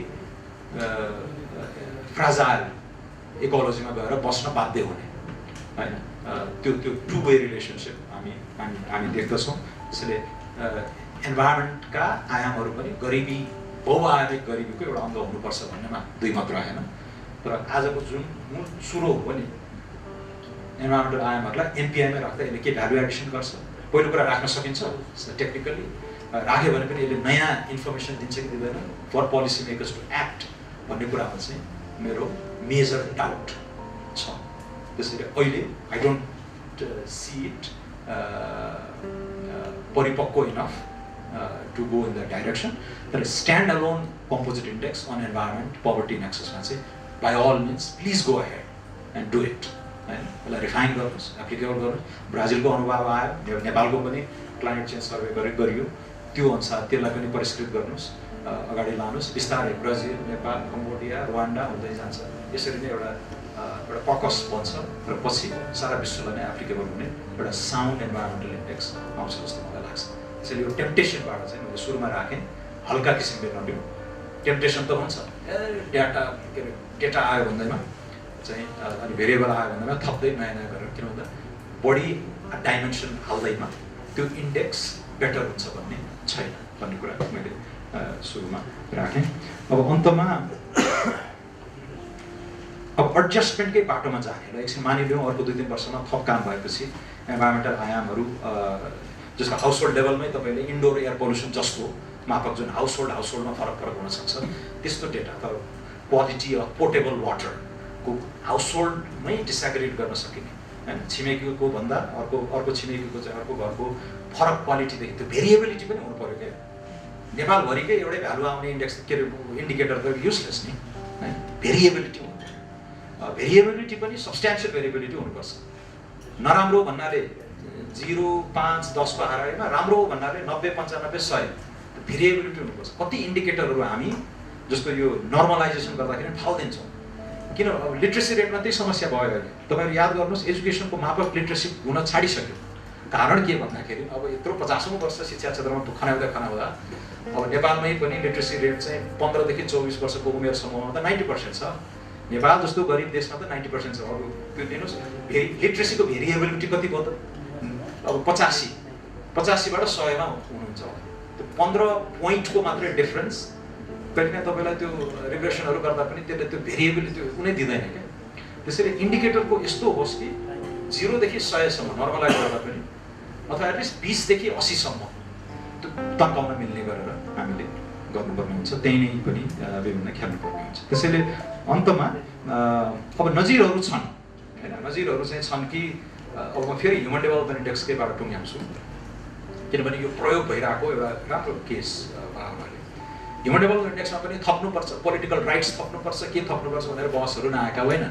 1992 को ह्युमन डेभलपमेन्ट रिपोर्टमा पोलिटिकल फ्रिडम पनि आउनुपर्छ, विकास भने त स्वतन्त्रता पनि हो, डेभलपमेन्ट एज फ्रिडम अमर्त्य सेनले पछि किताबै लेखे हैन। तर त्यो एक त पोलिटिकल्ली पनि पाच्य भएन। ओमान कि कहाँबाट चाहिँ युएनडिपीको अफिसै बन्द गराएर निकालिदियो है, गल्फ कन्ट्रिजहरूले त्यति बेला सुन्न चाहँदैन थिए। तर पछि त्यही अरब ह्युमन डेभलपमेन्ट रिपोर्टले फेरि एकदमै त्यहाँनिर चाहिँ ठुलो क्रान्ति गर्यो, तर नाम लिएन क्या उसले। साउदी अरेबियामा यो झोर छ, जोर्डनमा यो खतम छ भनेर नाम नलिइकन यस्तो मजाले गरिदियो कि सन् 2011 मा भएको अरब स्प्रिङको सैद्धान्तिक बौद्धिक जग त्यो अरब ह्युमन डेभलपमेन्ट रिपोर्ट थियो हैन। त्यसैले यो पावरफुल हुन्छ, ट्रान्सफर्मेटिभ हुन्छ, यो दुनियाँ नै बदल्न सक्ने पावर राख्छ इन्डिकेटर्सहरूले, तर राम्रोसित गर्नुपर्छ। अब ह्युमन डेभलपमेन्ट इन्डेक्समा त्यो टेम्पटेसन थियो अर्ली डेकेडमा, यसो गर्दा हुन्छ कि उसो गर्दा हुन्छ कि भन्दा त्यो उनीहरूलाई न्याट देम द्याट त्यो जिडिपीलाई जरैबाट उखालेर फालेर अब जिडिपी असान्दर्भिक भयो। अबको विकासको उपलब्धि मापन गर्ने नयाँ यन्त्र चाहिँ एसडिआई भन्ने चाहना अमर्त्य सेनदेखि लिएर सारा संयुक्त राष्ट्र सङ्घको सिस्टमलाई त्यो छ, आज पनि छ, तर सकेन। त्यही हो क्या टेस्ट हैन। जतिसुकै प्रब्लम भए पनि बसिरहेछ जिडिपी हैन। अब अहिले पछिल्लो प्रहार पनि भएको छ 2015 मा निकोलास सार्कोजी चाहिँ प्रेसिडेन्ट हुँदाखेरि जो स्टिग्लिट्ज धुरन्धर विद्वान हैन, Nobel prize winner Amartya Sen जस्ता मिलेर बियोन्ड जिडिपी रिपोर्टहरू पनि लिएर आएको छैन। तर जिडिपी त युज गरिरहेको छ 5.9% भनेर अस्ति उहाँले भनिदिनु भयो ग्रोथ रेट हैन, तुरुन्तै कहीँ जानेवाला छैन हैन। किनकि अल्टरनेटिभ क्रेडिबल अल्टरनेटिभ पनि हुनु पर्यो जुन चाहिँ त्यस्तै सजिलो। महबुब अल हकले भल्गर भन्थे, I want an index that can rival the GDP in its simplicity as well as its vulgarity भनेर भन्थे। त्यो खालको चुनौती छ। अब यो एचडिआई को विभिन्न अनुभवमा तर पछिल्लो कालमा दुईवटा इन्डेक्सहरू थपिएको छ जुन निरन्तरता पनि दिएको छ। एउटा इनइक्वालिटी एडजस्टेड एचडिआई, एचडिआईमा असमानताको इस्यु त इन्कर्पोरेट गर्न सक्नु भएन। त्यही एचडिआई कै बेसिक ह्युमन हेल्थ एजुकेसन इन्कमलाई चलाउने भन्दा पहिला एचडिआई निकाल्यो स्थापित मेथोडोलोजीबाट, र पछि इनइक्वालिटीमा चाहिँ के छ मेल फिमेलको अन्य कुराहरू एडजस्ट गरेर हेर्ने र पिनलाइज गर्ने। इनइक्वालिटी चर्को रहेछ भने जस्तो कतारको एचडिआई एउटा लेभलमा छ, यता श्रीलङ्काको एचडिआई अर्को लेभलमा छ, अनि त्यो एचडिआईलाई इनइक्वालिटीको माध्यमले पिनलाइज के अरे एडजस्ट गर्दाखेरि चाहिँ कुनै देशमा इनइक्वालिटी चर्को रहेछ भने त्यो एचडिआईको स्कोर घट्ने त्यस्तो बनाइयो। पछि जेन्डर एडजस्टेड अब जेन्डर डेभलपमेन्ट इन्डेक्सहरू पनि आछन् जसले ह्युमन डेभलपमेन्ट इन्डेक्सलाई मेल फिमेलमा डिसेग्रिगेट गरेर पछिल्लो चरण, त्यसमा पनि धेरै खेल भयो। पछिल्लो चरणमा एउटा जर्मन स्कलर थिए, उनले चाहिँ सजिलोमा जाउँ भनेर मेल र फिमेल एचडिआई क्यालकुलेट गरौँ छुट्टै, दुईटाको रेसियो निकालौँ, जहाँ रेसियो चाहिँ 1 तिर जान्छ त्यो चाहिँ इक्वल सोसाइटी जस्तो भयो हैन। मेलको पनि थियो, Nepal does very well in that actually. हामी कहाँ मेल र फिमेलको एचडिआई चाहिँ फरक त्यति डाइभर्जेन्स देखिँदैन। पाकिस्तानमा बङ्गलादेशमा विभिन्न सांस्कृतिक कारणहरूले गर्दाखेरि मेल र फिमेलको एचडिआई धेरै फरक छ। त्यसले पनि एउटा पोलिसी इन्साइट त दियो नि, त्यो खालको एडजस्टमेन्ट चाहिँ हामीले गर्न सकिन्छ। सो एमपिआई अहिले रहोस्, इन्भाइरोमेन्टल पाटाहरू पनि तपाईँहरूले थप काम गरिसकेपछि त्यो गरौँ, र एक्जिस्टिङ एमपिआईलाई इन्भाइरोमेन्टल पाटोले चाहिँ एडजस्ट गर्दाखेरि नतिजाहरू के तलमाथि हुन्छ भन्ने कुराहरू हेर्न सकिन्छ। तर यो भित्र्याउने काममा चाहिँ अहिले नलाग्नु जस्तो मलाई लाग्यो। तर अघि मेरो कन्क्लुजनमा छुट्टै रोबस्ट त्यो 10वटा स्टेप पार गरेर आएको इन्भाइरोमेन्ट रिलेटेड कम्पोजिट इन्डिकेटर मा चाहिँ तपाईँहरू लाग्नुहोस्, मेरो शुभकामना छ। त्यो हिसाबले चाहिँ अब यो टाइमली राम्रो डिस्कसन भयो भन्ने लाग्छ मलाई। यसमा अब खास गरी यो भास्कर र एमडी चाहिँ सेटलको टिम उहाँले यसमा अलिकति मुभ गरिरहनु भएको छ, र त्यसमा हामीलाई ड्र गर्नु भएको उहाँलाई धन्यवाद दियौँ सर्वप्रथम होइन। अब यस पछाडि यो होल छलफलमा कन्ट्रिब्युसनको हिसाबले हामीले हाम्रै नेपालको खास गरी एमपिआईको चाहिँ इन्साइट्स होइन त्यसको चाहिँ उदेखि लिएर कन्ट्रिब्युसन गर्नुभयो हाम्रो सिबिएसको दिशा पनि साथीहरूले, त्यो पनि एकदमै इम्पोर्टेन्ट छ, उहाँलाई एकदमै धन्यवाद। अब एकदम क्लियर टेक होम मेसेज चाहिँ डक्टर सोरेन अहिले दिइसक्नु भएको छ होइन। यसको च्यालेन्जेसहरू र यसको चाहिँ लिमिटेसनहरू हुनसक्छ, हामीले एकदम केयरफुल हुनुपर्छ। र यसको इन्भाइरोमेन्टल एस्पेक्टको एकदमै भ्यालु हुँदाहुँदै पनि च्यालेन्जेसहरू छन् भन्ने छ। र यसमा चाहिँ खास गरी अब फरेस्ट्रीमा काम गरेको हिसाबले केही साथीहरू यहाँ हुनुहुन्छ भने त्यहाँ हेर्दाखेरि के भने यो अलिकति इन्कम रिलेटेड होइन इकोनोमी रिलेटेड चाहिँ फोकस पोलिसीमा हुँदाखेरि अरू नन इकोनोमिक एस्पेक्टमा असर पर्ने कुरोहरू धेरै देख्न थालेका छन्। जसरी अहिले पछिल्लो समयमा हामीले इकोनोमिक उसमा जिडिपीमा कन्ट्रिब्युट गर्नुपर्छ भन्ने प्रेसरमा पर्दाखेरि हुने इन्टरभेन्सनहरूले अरू चाहिँ नन इकोनोमिक होइन एकदम अरू खालको चाहिँ बेनिफिट्सहरू चाहिँ सर्भिसेसहरूको उसमा चाहिँ कम्प्रोमाइज हुने देखिएको छ। त्यसले चाहिँ लिमिट चाहिँ गर्छ त्यसलाई कसरी ल्याउने भन्ने चाहिँ च्यालेन्ज छ भन्ने कुरो आइ नै हाल्यो होइन। यसमा चाहिँ एकदमै अब सियास र यो whole team were honoured to have effort work here होइन गिभिङ भ्यालुएबल कन्ट्रिब्युसन धेरै धन्यवाद दिन चाहन्छु। अनि यसमा सरलाई पनि यो इम्पोर्टेन्ट टास्क दिनुभयो मोटिभेसन गर्ने उसको लागि पुऱ्याउन त्यसलाई धन्यवाद दिन चाहन्छु।